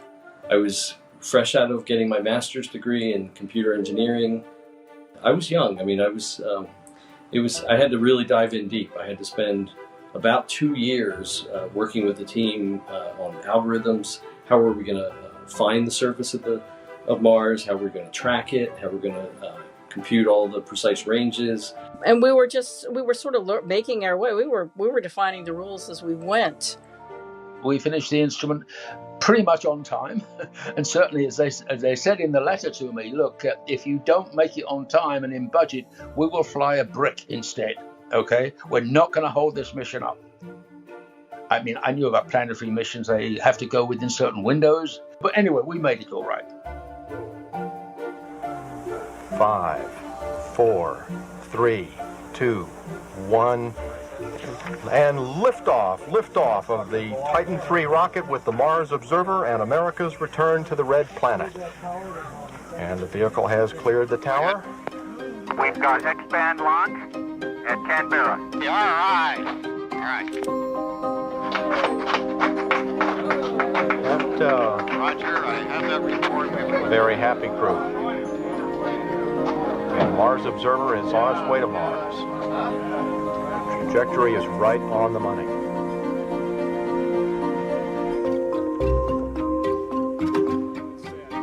We've assumed that the spacecraft properly executed its orbit insertion sequence, and we presume the spacecraft is in orbit about Mars, but we have no positive confirmation of that because, as for the last 3 days, we have no communication with the spacecraft. To say you simply don't know what happened. It could be in orbit. It could have flown past the planet. What are the scientists doing to relieve the tension in there? Screaming loudly, probably. We still don't have communication with the spacecraft. However, we are very hopeful and we're cautiously optimistic that communication Every day, will be in fact, restored. without communications clearly lessens our probability of success. You say, though, we give up. We have not given up.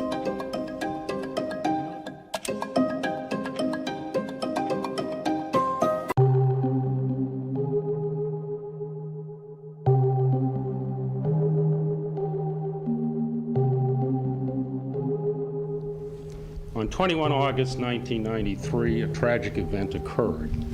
Communications with the Mars Observer spacecraft were lost during a sequence referred to as the pressurization sequence. This was a sequence in preparation for insertion to orbit about Mars. Once again, we're always trying things because they're hard, not because they're easy. And so once in a while, we're going to have a failure because we are trying hard things. But I had been fully anticipated that we could have problems with this instrument. This was a new ball game completely, okay? But I was not concerned about the spacecraft. It never crossed my mind that spacecraft would let us down. And so this was a blow in the sense of, wow, something I completely didn't expect.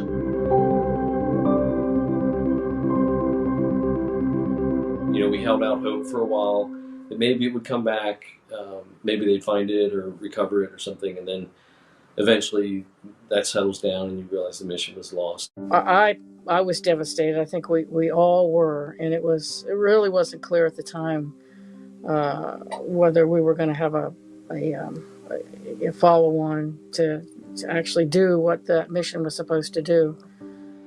So that was extremely hard to take. What made it easier is the amount of time we had for grieving was actually pretty short. NASA decided that we want to continue this and go back to Mars. And so we had to snap out of it, literally, and get back to thinking about and fighting for the next mission, which is Mars Global Surveyor. It was a difficult time, and it was the first time I think I really felt I had to get in there and argue with my colleagues, but as the PI, it was particularly for me, that we needed to get back to Mars and we needed to get back with this instrument. Knowing that they couldn't carry all 6 or 7 instruments, only 4 would go, the laser altimeter had to be one of them, okay? The engineers had a chance to kind of just not change it, but just do some things a little bit better. That's what engineers like to do, is they fix all their first round mistakes in the second round and make new ones. We were asked immediately, how long will it take you to rebuild another copy of MOLA? How much is it going to cost? Can you get your team back together in time? Do you have the parts? So there was immediately a flood of things we had to do. Jim actually brought me in for the detector engineer who just left the Goddard at the time. So I was lucky to join the team working on the detectors. We were only given, I think it's 3 years to rebuild it. It's shorter than usual. And everyone, all the management knew that means there's no wiggle room really in your schedule. But the team was largely still there, and everyone is geared up to redo it since the first one didn't make it. So everyone really wanted to do it again and do it right. While the Goddard team was building MOLA 2 for the Mars Global Surveyor mission, a small team seized a long-awaited opportunity to hitch a ride on the space shuttle with an experiment known as the Shuttle Laser Altimeter. I think confidence comes from demonstration. Sometimes you have to do more, sometimes you have to do less.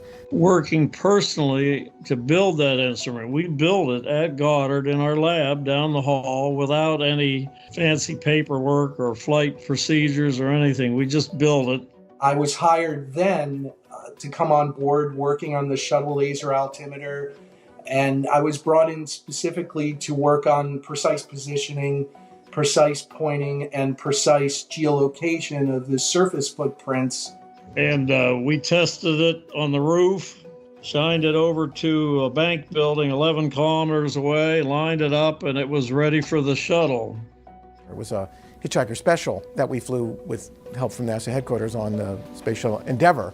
Booster ignition and liftoff of Endeavour in pursuit of a Japanese satellite. Throttle down as the orbiter prepares to pass through the area of maximum dynamic. They turned it on for us, and the first time they turned it on, the shuttle's upside down with the laser pointing at Earth. We're over the middle Pacific. First light showed all this fuzz over the surface of the Earth. We're all looking.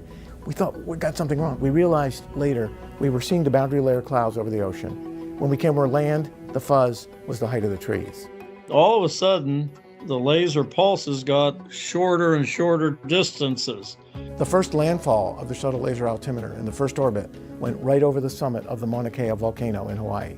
Well, we're extraordinarily delighted to report that the shuttle laser altimeter experiment, it's a hitchhiker experiment on STS-72, has performed absolutely nominally. In fact, everything has worked even beyond our expectation. And that was a genuine first light experience with MOLA technology, but on Earth. Really had to get those data sets out there, and you had to get a couple people that really bought into it and built on it and convince others that this worked.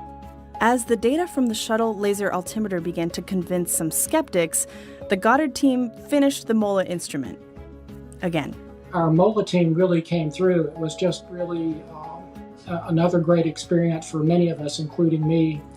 We were able to deliver to the Mars Global Surveyor project, and it got launched. And we have liftoff of NASA's Mars Global Surveyor as America begins its journey back to the red planet. 6 solids and burning. And when Mars Global Surveyor started getting closer to Mars, we were going to go into this aerobraking phase.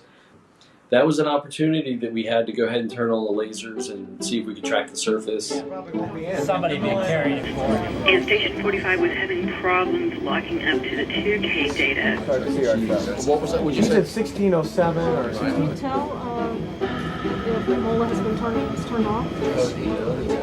Copy, I'll probably kill my query and restart it as soon as that query's up That and the running. nadir event? That must be the nadir event. I'm hungry. You didn't really want no sandwich. Look at the laser coming back, Rob. Greg says about 8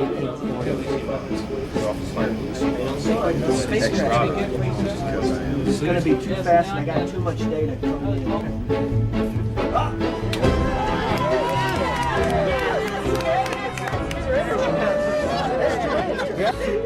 Look at that. Yes. Look, there's a little tiny terrace. This is the first profile of a crater we've ever seen on a planet. Rob, nice laser.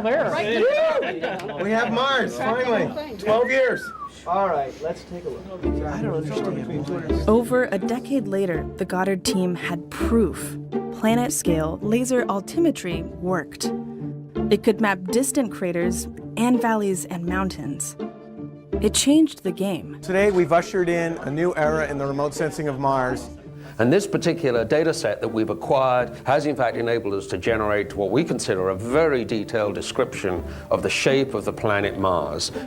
This has significant implications for the flow of water early on Mars. We believe this is one of the youngest features on the planet. We're seeing a planet that is very different from Earth. And it's telling us something about the Earth in an indirect way that says that not everything works in the way that we originally had in mind.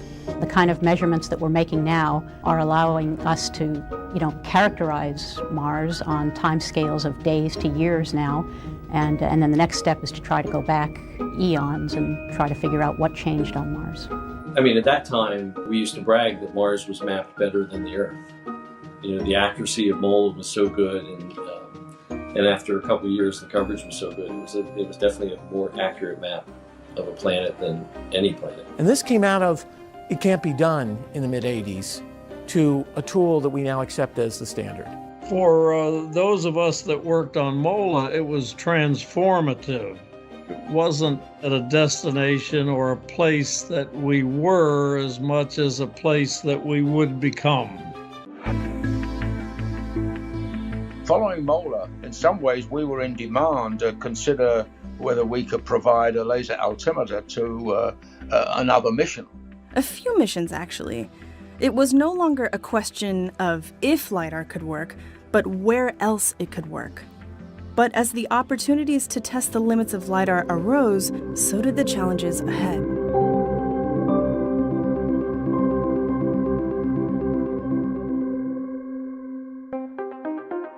The Goddard team quickly began to see the evolution of LiDAR missions, building on the successes of new frontiers mapped by MOLA. We've measured the changes, the seasonal changes in the Mars ice caps, both the North Pole and the South Pole. We've measured the volumes, we've measured the mass that's involved in that. We now have a density. So now we know the kind of processes that are taking... Dave Smith invited me to be on the MOLA altimetry science team. And that was because of my experience with using altimetry over land rather than ocean processes. Zwally was an obvious choice to study the Martian ice caps for MOLA, given his decades of expertise with our own polar regions, studying the ice sheets of Greenland and Antarctica through the 1970s and 80s. And then as we went into the 80s, NASA was sort of the beginning of the development of the Earth observations program. So the Earth observing system, I think, will be the first effort targeted at looking at the whole Earth system as a system, rather than just the little components that make it up. Somewhere along then, I teamed up with Jim Abshar. Jay had been pushing for a long time for a dedicated ice altimetry mission, which turned into ISAT-1. Designing ISAT-1 marked a major leap in what LiDAR needed to do and how challenging it would be to do it. To measure the changing ice sheets, the LiDAR had to be far more precise, cover the same tracks season to season, and it needed more power and a larger instrument, which meant much more time to build. We built a simulator for ISAT-1 that allowed us to sort of figure out how precise it could be, how we would process the waveform data coming back, how we would track the surface. This algorithm was much more complicated than anything I had ever worked on before. But all this meant essentially for the ISAT mission, you needed a much more advanced version of MOLA. In Mars, we really didn't know what was there until we got the measurements, so we were doing discovery. On Earth, we have to make quantitative measurements about what's happening. 4, 3, 2, 1. And we have ignition and liftoff of NASA's ISAT and ChipSat spacecraft looking at stars and ice. But after, we'd worked on glass at that point more than a decade, and it already launched, and usually you think, okay, now we're going to be able to enjoy the data coming down, and what can we see in the data? But there was much more, what is this mystery we're seeing? Why is the laser energy going down? Things were not working the way we expected them to, and there were mysteries, and we weren't expecting, after MOLA in particular, to have mysteries at that point. One of these unexpected mysteries came down to the wire. Several wires, actually. What happened on glass was the laser diodes had gold bond wires and indium solder. If you bring these two metals together, even though they're not reactive, they do combine to form gold indide. The gold indide ate away at the wires, leading to added thermal stress, and eventually the failure of the first laser. And the second and third lasers were degrading as well. Tough decisions were ahead. When these missions operate, there's a lot riding on the missions. You don't want to make any mistakes. You want to optimize things as best you can. The question was, given that we would have so much lifetime expectancy from the lasers, well, the scientific decision was that the best way to use that was to operate for periods of about a month and do that 3 times a year. That decision paid off when ISAT showed dramatic change in land ice around Greenland, and it also proved that LiDAR could be used to measure something called sea ice freeboard, a major breakthrough in determining sea ice thickness and an essential science goal for the future of ice measuring satellites. Even though the ISAT project required much more care and feeding, it really laid the groundwork for all the subsequent missions that Goddard has flown. Around the same time that ISAT was developed, Goddard was tasked with designing a laser for measuring a place far from any icy poles. Sean Solomons was the PI of Messenger, and he said, I've been asked to PI a mission to Mercury. I really want a laser altimeter on board. Can you make one that will work there? So the short answer seemed to be, yeah, I don't see why not, but there will be extreme thermal circumstances that we'd have to worry about. That was a really tough one because you fly in close to the 800-degree planet and then you have a 12-hour orbit.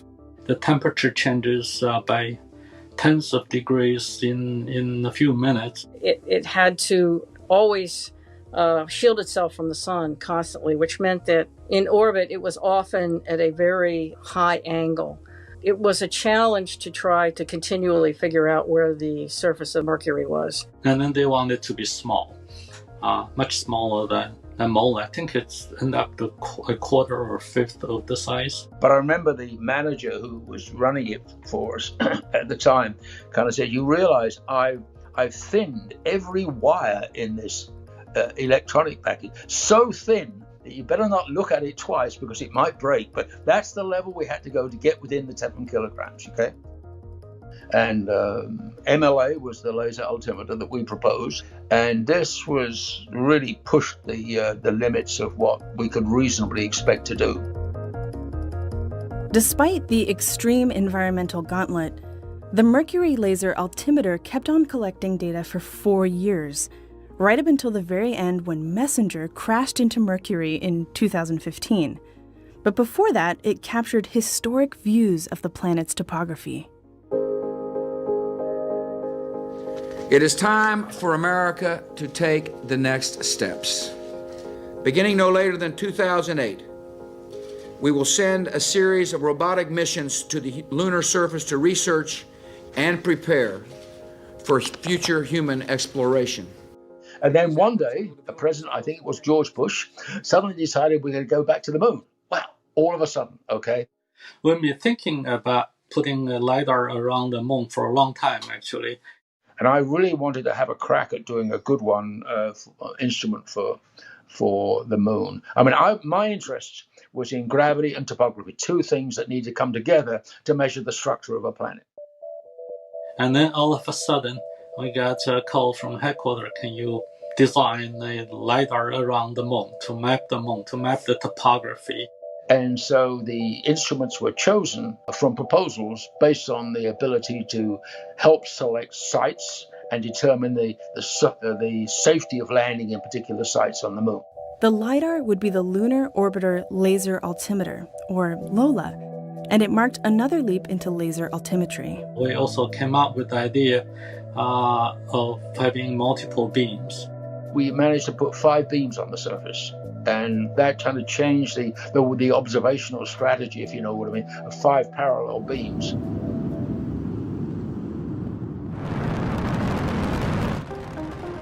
But after launch, Lola was suspiciously silent. When Lola started, I think that was just devastating. We didn't get any measurement at nighttime when we first turned on. It was quite a shock, and it was the first LiDAR that didn't